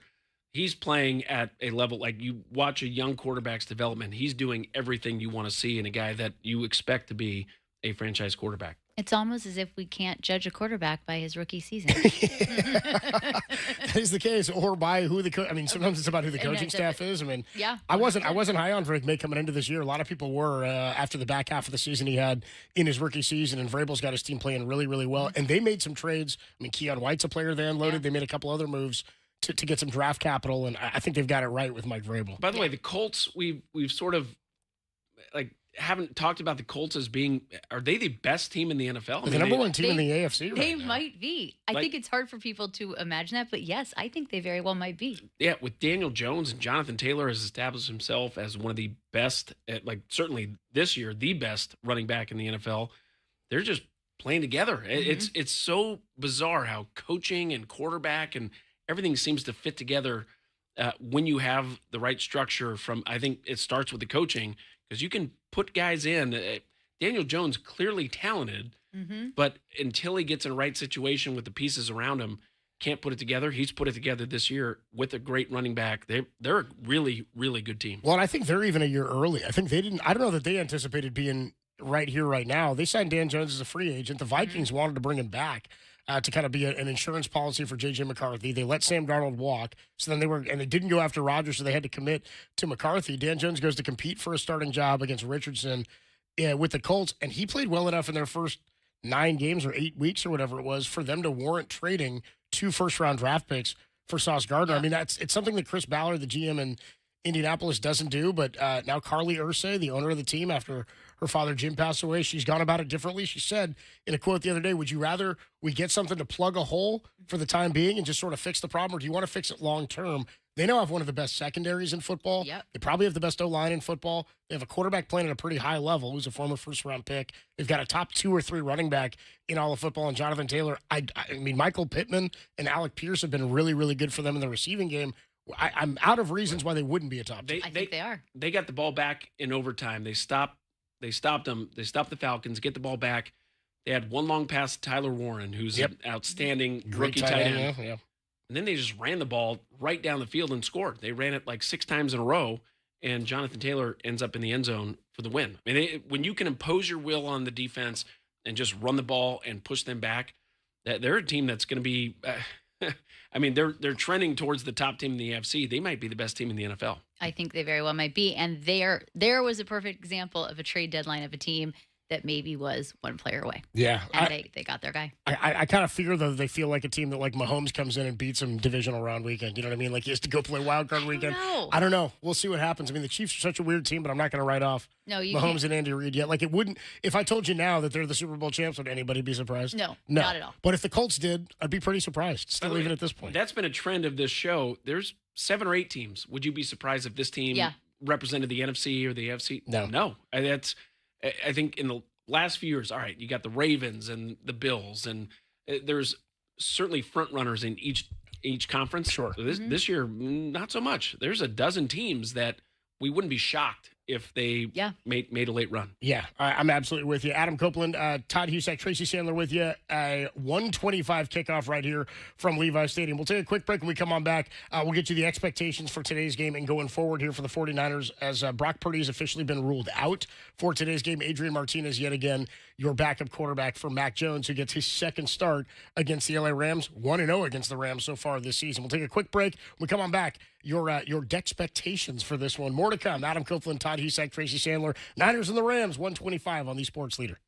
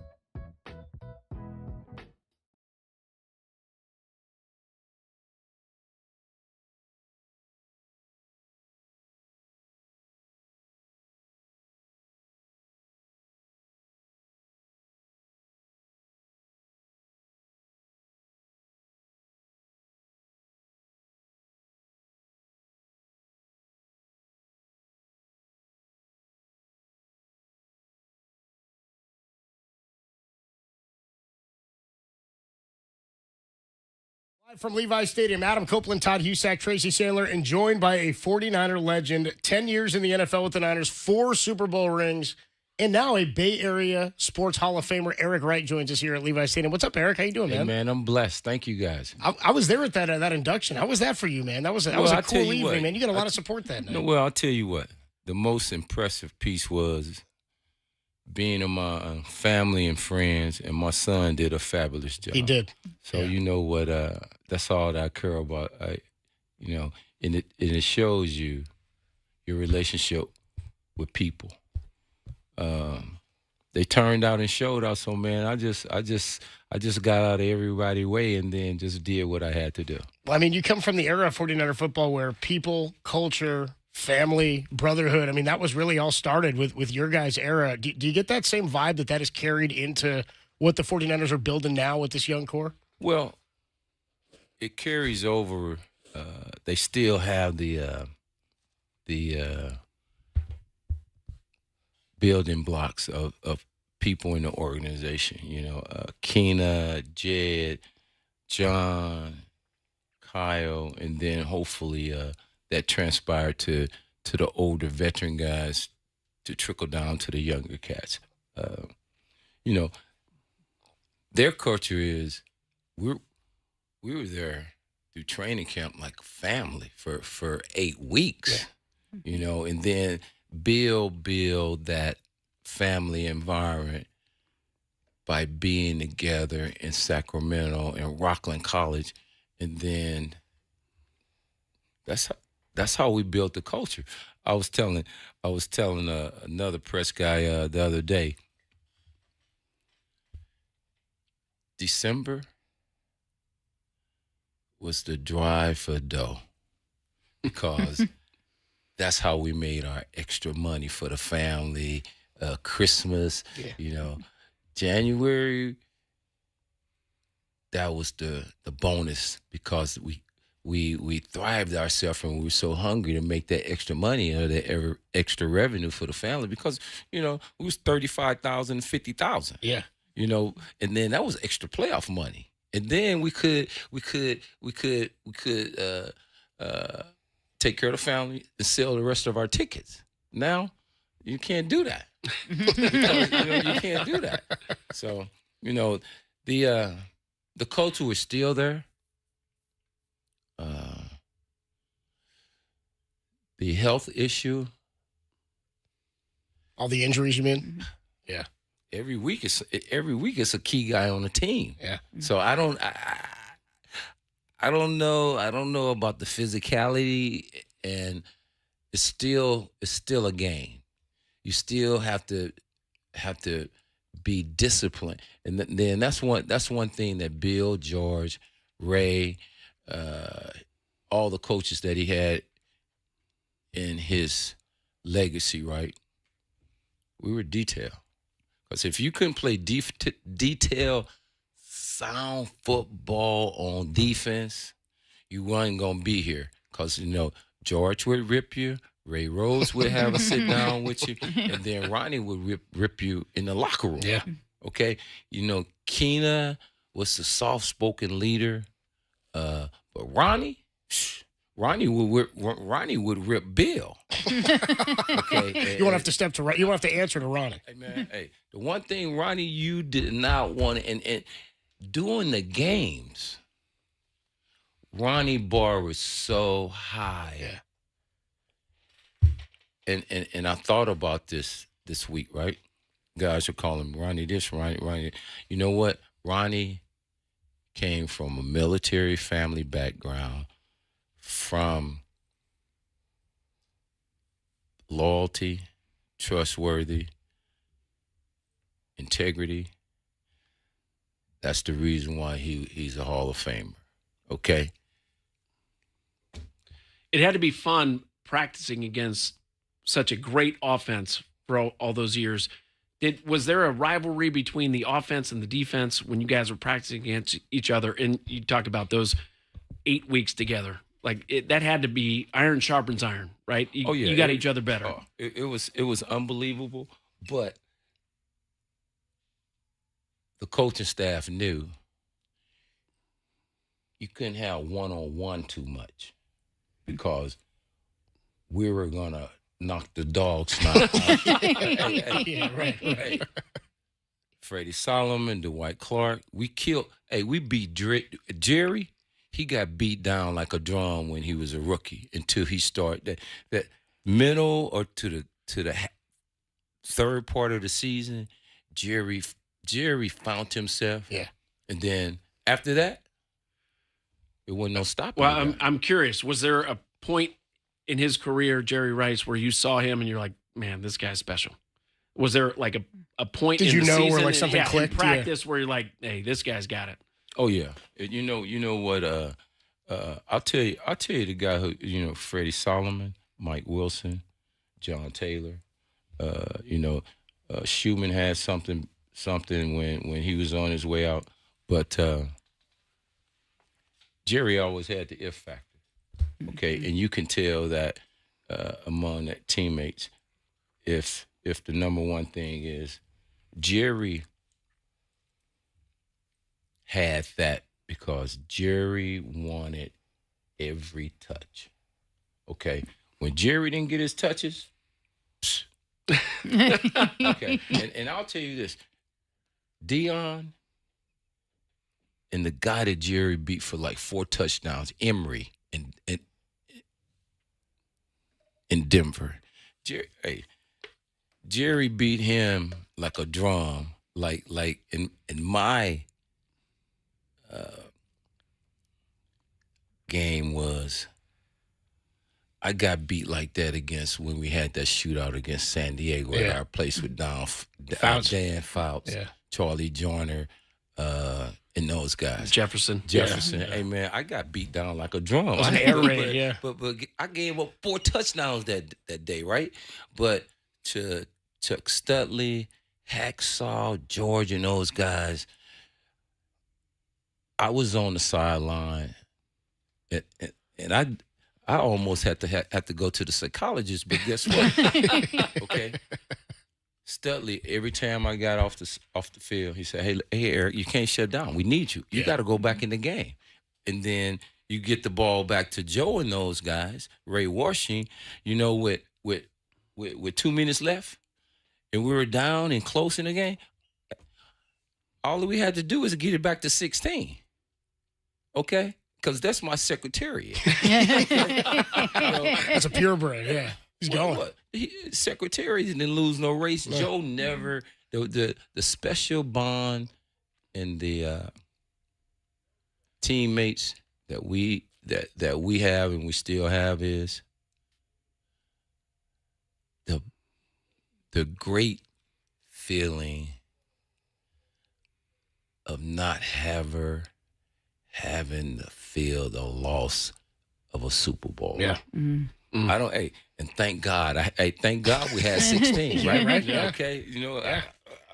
I'm glad I don't have that feeling because because we had all that when we lost. The worst feeling that we had when we lost the championship games. Okay, but what that did was it drove us that off season to work our asses off and be better, so we can come back and get that other ring. You played for some of the best coaches ever. What do you make of this coaching staff's ability amid all the injuries to keep the team really in a playoff hunt? Well, it's very easy for fans to sit down and criticize coaching because guess what? They're the best players that can be in the Hall of Fame. You can always have opinions and make your lip service until you behind the scene in the meetings and you got to deal with players. Mm-hmm. Okay. And guess what?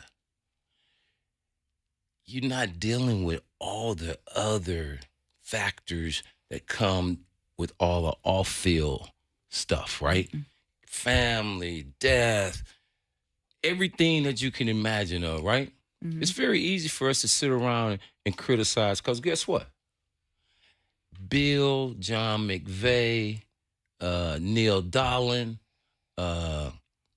everybody did that. But it's one thing that is easy to criticize because guess what? We ain't in that foxhole with them coaches on Sunday. Okay? Look, yeah, but as the common denominator is, it's the next guy up and whoever's in that huddle on both sides of the defense, you got to do your job. Yeah. Mm-hmm. That's what you're getting paid the big bucks for. And guess what? The players know who are the lazy, bad teammates. Mm-hmm. Trust me. The one thing you can do is you always, and Bill used to say, you can always have coach killers. Coach killers, lazy guys who don't do their freaking job, they get coaches fired. Mm-hmm. Okay, and I never been in a locker room where guys, and I don't know. Thank God we didn't have those guys because the MVP police the locker room. If you won on the same page when we played, you got your ass ripped by other players, not coaches. When you went up to Bill office, you were gonna get a. No, we had the saying right in training camp. Okay. They'll give you a bus ticket back to San Francisco, then you get a flight out of here, right? Okay. And the thing about it, when R.C. Owens came to you with that knock on the door in locker room, and the one thing that Bill, and I was talking to this about Keena, and we saw this as younger guys, and we don't understand. When you became 30, you had some left in the tank. Yeah. Bill wanted to make sure he had younger guys that was ready to take over for that veteran guy. And then you was afraid because guess what? You had to go somewhere else to end your career. But that's how Bill stayed relevant in keeping guys young and keeping players to fill that position. And that's what, that's what happened between Joe and Steve. Yep. Mm-hmm. Okay? We beat the hell out of Steve in Tampa before he came here. We drugged him through the mud, right? When we was playing in Tampa. And guess what? Now he shows up here. Okay? He still was young. He wasn't with the 49ers scheme of things, but guess what? His number one coach was his college coach homegrown. Yeah. Mm-hmm. So guess what? So now you got Joe and them guys, and Joe. Hey, Joe would tell Steve, and it's funny how Joe would say it, right? And Steve, just shut up. You're going to get your turn. He knew. That's what happened. He knew, yes. That's what happened. Eric Wright, the voice you hear, a 10-year 49er, a 4-time Super Bowl champion, a Bay Area Sports Hall of Famer. Rams week, it's a big one, Eric. We're ready for this one. Got to get this one. That's like playing a Super Bowl playoff game with these guys. It is. Mm-hmm. Yeah. Okay. It's certain teams you don't let come into your house. Yeah. And do nothing. The Rams is one of those games. If you can't get up for the Rams, I'm sorry. You might not need to be here. Because this is sort of like playoff environment, and it's a rivalry game, right? Yeah. And the Ram killer, it's always have been a Ram killer, right? Jerry, JT, they always had their big games against these guys, right? And I remember the first time out, right? Dickerson, he broke through the hole. Ronnie said, "Paya!"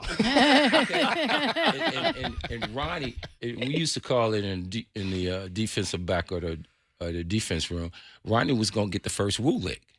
Okay, Ronnie would try on Dickerson. Yeah. Ronnie would try to knock him out of the game, and Dickerson and Marcus Allen, right?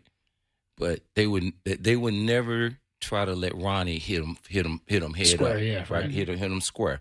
They always would give him a side. It would not. And Ronnie would. That's one thing with the big backs. That's what he would always do, and then he was successful doing that. But the Ram game, hey man, if you can't get up for this one, I'm sorry. It's a big one today. 1:25 kickoff. That's what's on deck. Sponsored by TimberTech Decking and Railing. #1 in premium decking. Order free samples at TimberTech.com. Eric Wright with us. Eric, appreciate the time today, man. He's our honorary captain. I done heard your voice many a times. It's a pleasure to meet you guys face to face. You too, man. You're a legend. I hope it's a positive outcome today. Let's get one today. Great to have Eric Wright in the building as our honorary captain. We'll take a quick break. More to come from Levi Stadium on the Sports Leader.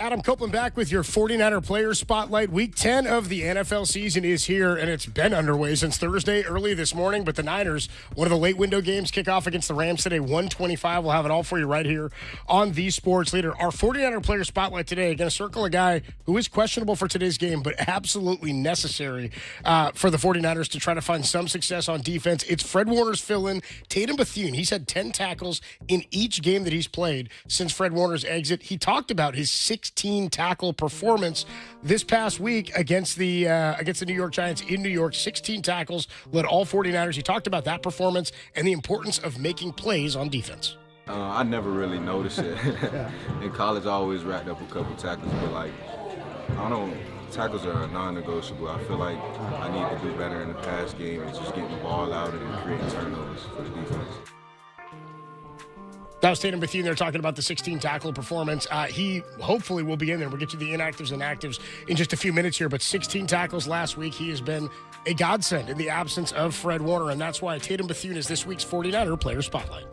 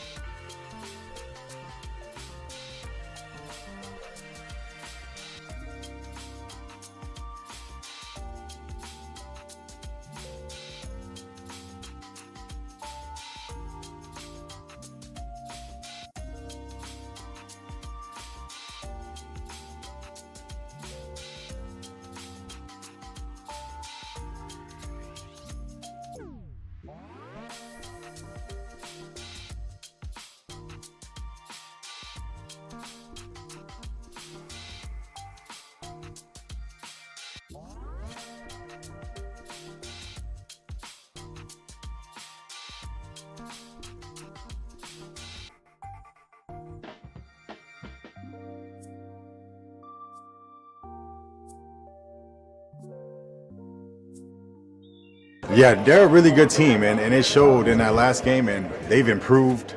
You could see it in the tape. They're just more sound in what they're doing. And the game came down to the wire, like a lot of games do. So I expect it to be a dogfight, and just respecting them, not taking them lightly. I mean, we didn't before, but just because we beat them once, you don't like look over them. So that's what the division is. You're going to see them again. So it's just going out there with the right mindset, having a good week of practice, so we give ourselves the best chance to win.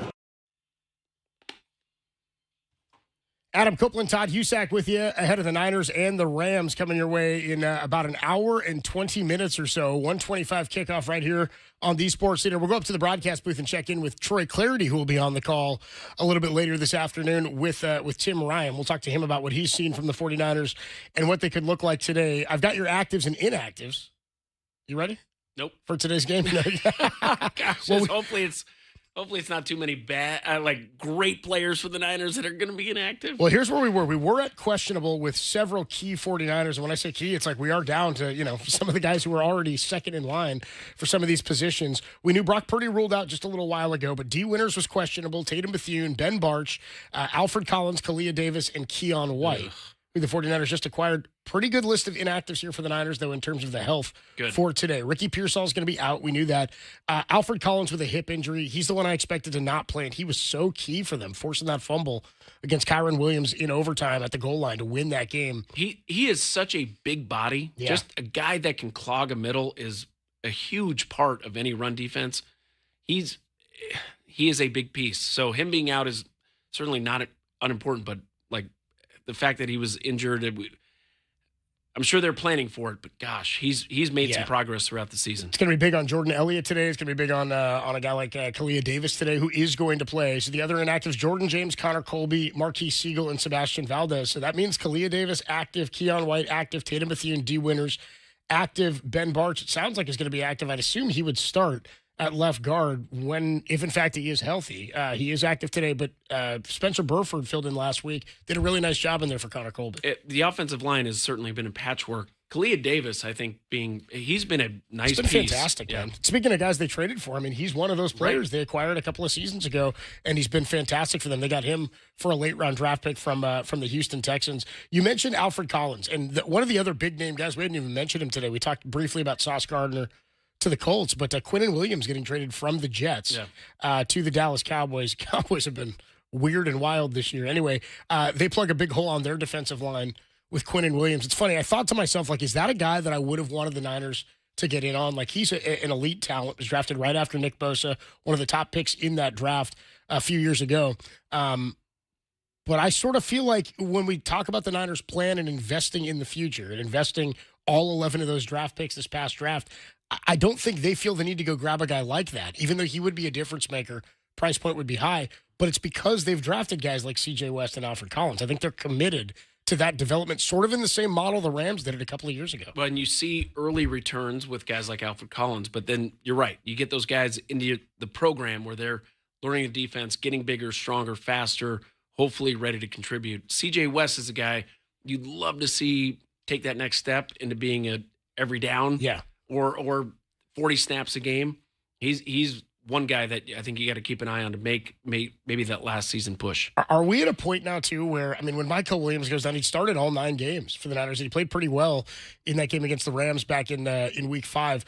We're at the point now where you want to invest in the future. You've drafted so many young players, and the secondary looks really good. I thought Marquise Siegel played great early in the year. Upton Stout has obviously been fantastic. Now Malik Mustafa's back. You've got Jair Brown out there who's playing a little bit better of late, where it seemed like maybe his development had stunted or halted. But we are at a point where I feel like with that defensive line and a lot of this young talent, that the lack of playing time because of injuries is problematic. You don't want to go into next season where it felt like almost like this was Ricky Pearsall's rookie year, and now we still won't have seen him for a full season, his 6th consecutive game now that he's going to miss. But the same can be said about some of these youngsters on the D-line. Well, the fact that the Niners can sit Marquise Siegel almost inactive, almost bodes well for that secondary. The fact that you can fill in guys who are the coaching staff feels it better than him. But you're right. The defensive line, there's something to be said for playing with everybody together. Yeah. That's where it's hard. They haven't been together for 2 weeks in a row, let alone 4, 5, 6 weeks. And that's where that teamwork, camaraderie, knowing where everybody's going to be and trusting each other and working hard together. There's something to that. We just heard it from Eric Wright. Like that camaraderie and understanding together, the Niners are struggling from that standpoint because they just haven't had the same 4, 5, 6 guys together week in and week out. It's a new team. You said it at the start. It feels like every game, every week. It's a new week every week. Yeah. And so how does the coaching staff do it? And that's why we've talked about how great the coaching staff has been to be able to put that together every week and play at a high level. Yeah, the Kyle Shanahan has done an incredible job of scheming this up, as has Robert Saleh, to be able to identify which players should be out there and to manufacture pressure for a team that's not turning the ball over, not hitting the quarterback. I mean, I think I saw the note that like Cleve Farrell got a sack in his first game coming back to the Niners. He tied like the active leader at the time because Bryce Huff was out with 1. Bryce Huff leads the team right now for all healthy players with 4. He is active today. Let's take a quick break. When we come on back, we'll go up to the broadcast booth and check in with Troy Clarity, another Stanford alum. It's the all-Stanford pregame show here. Todd Eastside, Troy Clarity. We'll talk to Troy about what he's seeing for this 49er team. He was at that game in Los Angeles. How is he feeling about the Niners and the Rams? So you can get some really smart analysis. Yeah, we are. Troy Clarity joins us next. Niners and the Rams at 125, only here on the Sports Leader.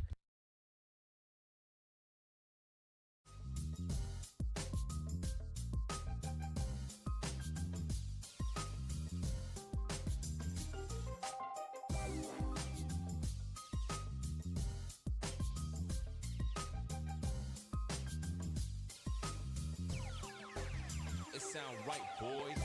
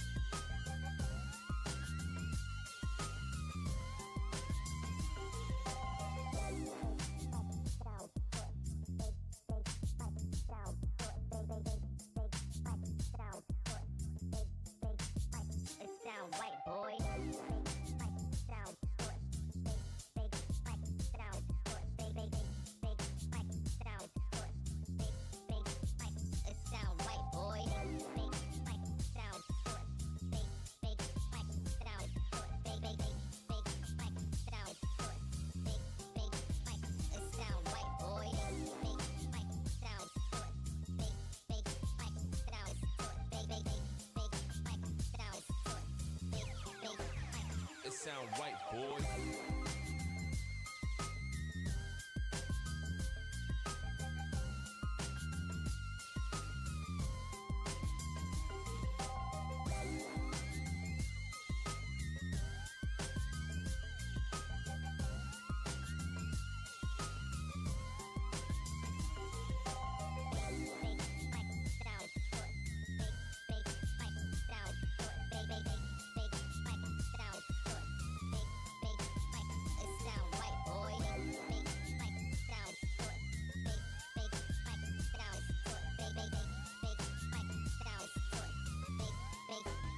It sound right, boy.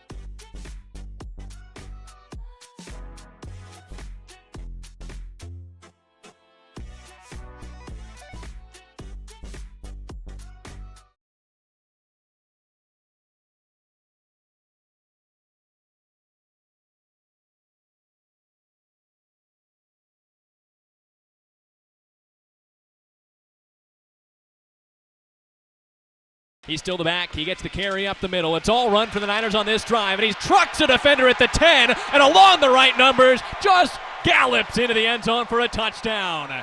They stood no chance against Brian Robinson Jr.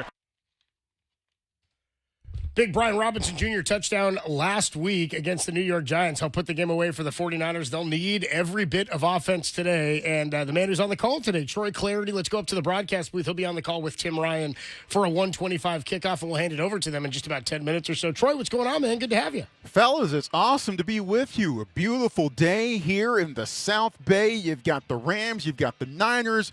A slightly important ball game about to unfold here, and it's awesome to be coming to you from the Lion Simmons broadcast booth. Well, it's funny, Troy. I was thinking about how I saw you in Los Angeles. We were down there for that Week 5 game, and I remember you said to me, "Yeah, I had a week off from Stanford, and I'm on the Rams-Niner call later in the season. Figured I'd get a look at these two teams." This Niner team doesn't look anything like the team you saw back in Week 5. How different is this matchup than the one we saw on that Thursday night? Yeah, a few things have changed as far as the 49ers roster in particular. Obviously, with numerous changes. Obviously, with last month, Fred Warner was still very much in the mix defensively. Obviously, that is not part of the mix for the 49ers on the defensive side of the ball. Alfred Collins, we're not going to see him. He just got declared inactive today with the injury that he suffered during the course of the week. And Collins, of course, came up so huge late in that fourth quarter. So, look, and I heard you guys a few minutes ago saying, look, every week is a new week, right, for the 49ers. So, hey, chalk it up, next man up, and off we go. And meanwhile, for the Rams, they've won 3 in a row, and they're looking pretty good. I mean, they're 6-2 overall, and you could argue that obviously without that fumble caused by Alfred Collins at the goal line, and of course the blocked field goal in Philly that ended up being run back for the Eagles, sealing the win for Philly. Hey, man, the Rams could be 8-0 right now. So things could look a lot different for L.A. Things do look a lot different for San Francisco, but of course the 49ers have the decided advantage right now in the division standings. Well, one of those stand-ins have been it's Mac Jones on offense, and he's played at a super high level and hitting his back foot, getting the ball out on time. What are you expecting to see from Mac Jones, especially early in the game where I think early third downs, conversion, holding the ball, which they did in Week 5 against the Rams, is going to be super critical. Well, and what impressed me the most about what Mac Jones was able to do in round 1, throwing for 342 yards against the Rams, he got a lot of help from his scheme. My goodness, watching Kyle Shanahan and that offensive game plan for the Rams, especially the first quarter and a half when they looked absolutely unstoppable. Todd, when was the last time you saw a reverse flea flicker screen? I had never seen that before. That's incredible, yeah. Yeah, I'd never seen that before in my life. So, look, Kyle Shanahan had it all dialed up, but of course, you as a coach, you generally call what you can execute. So, Mac got the ball out quickly, which of course is paramount against one of the most, I don't know if they're calling these dudes the Fearsome Foursome 2.0, but it's a pretty rough and rugged front for the LA Rams as well. So, look, get the ball out quickly. Let your playmakers do what they can. You've got Christian McCaffrey in the background who went to a pretty decent school last time, I'm told. Let's see what happens here. Love it. Talking to Troy Clarity here as the Niners get ready to take on the LA Rams. We were talking to Matt Maiocco earlier, and Tracy Sandler actually said this to us as well. She said, I think the win, obviously it puts the Niners at 4-0 in the division, but a loss doesn't do as much bad for you as a win would do good for you. It's not disastrous for the season, but they would far and away, I think, be the favorite to win the division if they win this game. Oh, yeah, there's no question about it. They'd go to 4-0, and they'd only have 2 division games left at Arizona next week, and then Seattle coming here to Levi's to close things out. So really the bulk of the 49ers' work in division is pretty much already done. But if they get the win here today, 4-0 in division, and they could help ensure that everyone else is looking up at them for the rest of the season. Meanwhile, the LA Rams, this is a pretty big stretch for them because they've only played 1 division game this season, which they've already lost, that to the Niners at SoFi last month. But they've got Seattle next week. And the Seahawks, as we all know, they're lurking and very much in the mix right now as well. So big back-to-back weeks for the Rams. They still have the bulk of their NFC West division also coming up later in the season. But, hey, Niners, if they take care of business here today, they might be able to kick back and watch the scoreboard and see who's playing for second. And Christian McCaffrey continues to play at a high level, maybe MVP level, based on what he's been forced to carry on the offensive load, rushing, receiving. are you expecting another big day from him? Yeah, 229 total touches for McCaffrey this year, far and away the leader in the NFL. Look, you could do a heck of a lot worse than putting the ball in C-Mac's hand and saying, hey, go with it, try to win us the ball game. And it will be intriguing to see what the Rams try to do to counter defensively. How sticky is their coverage on him? How good is their gang tackling? How can they pursue laterally and get to the ball and get to number 23 as quickly as possible? So certainly that'll be a crucial the in this one. And it was funny. I had a moment hanging out with McCaffrey in the locker room on Wednesday. And I said, hey, the Niners are 3-0 when I'm on the mic for them. And he's like, okay, that's good to know. So if we drop this one, it's your fault. I was like, oh, whoa, C-Mac. Hey, come on, we're Stanford dudes. Why you treat me like that? But no, he said it in jest. It was all in fun. But yeah, Christian McCaffrey with the injuries, obviously, on both sides of the ball, and especially offensively for the Cardinal, for the 49ers. If I can get that one slip out now instead of during the game, I'm perfectly fine. But yeah, C-Mac's certainly going to be a big key for the 49ers. Well, I was pointing out to Tracy and Todd earlier. I heard Greg Papa say it earlier this week. First time ever that McCaffrey's going to face the Rams at Levi Stadium. Wow. He has not been on the field against them at Levi's since he's become a 49er. Just a thought from you on the Niners offensive line. Ben Barch active, it sounds like, for today's game, as is Jake Brendel returning at center. I mean, that's, for me, the absolute key to the 49ers getting McCaffrey going. Yeah, and you can't get the running game going unless you've got the Hogs up front opening up the holes. Of course, the interior line has been a bit unsettled due to injury, due to inefficiency a little bit as well. So getting Ben Barch back in the mix after he went out that injury against the New Orleans back in week 2, it certainly can't hurt. Look, when the Niners are getting guys back, especially this time of year, that's generally a very good thing because all too often the transactions have gone in the opposite direction for much of the season. Troy Clarity, the voice you hear, he'll be on the call today with Tim Ryan. We'll hand it over to them in just a few minutes here and take you up to and through kickoff. Troy, have a great call. We'll see you upstairs, man. Appreciate y'all. Stay safe, stay healthy, stay sane, and go Niners. There you go. Troy Clarity on the call today with Tim Ryan, Adam Copeland, Todd Husak here.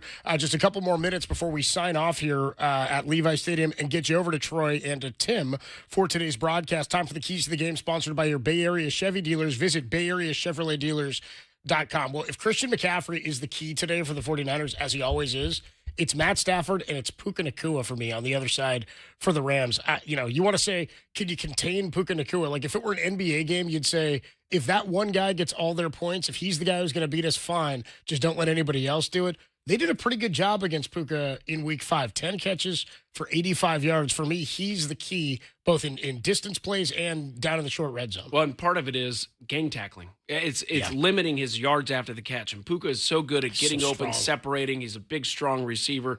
He makes it hard for anybody who's guarding him to get in front of the ball and him. But if you can tackle him immediately and limit those, instead of 10 catches for 85 yards, if it's 10 catches for 125 yards, that's going to be the difference in the game. So we've seen it on the defensive side. We've talked about it already.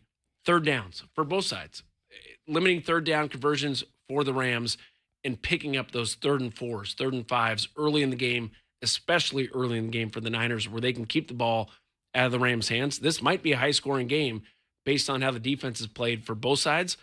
If the 49ers can convert early, maybe make this a fewer possession game for both teams, that will be the key. They're top 11 in yards per attempt against on the ground. They're a top 10 defense in scoring and points allowed. Christian McCaffrey, 22 carries for 57 yards in that first matchup, just 2.6 a carry. It was all Mac Jones through the air who got it done the first time around. Kendrick Bourne, 10 for 142. You had McCaffrey, 8 for 82. It's going to have to be a sharp Mac game like he started last week. Yep. What was he, like 10 for 10 or 11 of 11 in the first half? 10 for 10, yeah. Last week. All right, we're going to sign off here. Adam Copeland, Todd Husak, and for Tracy Sandler signing off. We'll be back with you for the post-game show. Larry Krueger will join us. John Dickinson will pick their brains about what they saw. If the Niners get a win today, they could have the NFC West in hand. Their worst possible record would be 4-2 in division. And even with a loss, they'd still be 6-1 in the NFC in terms of some of these tie breaks. We'll hand it over to Tim Ryan and Troy Clarity, who will take you up to and through kickoff. It's the 49ers and the LA Rams, Week 10, only here on The Sports Leader.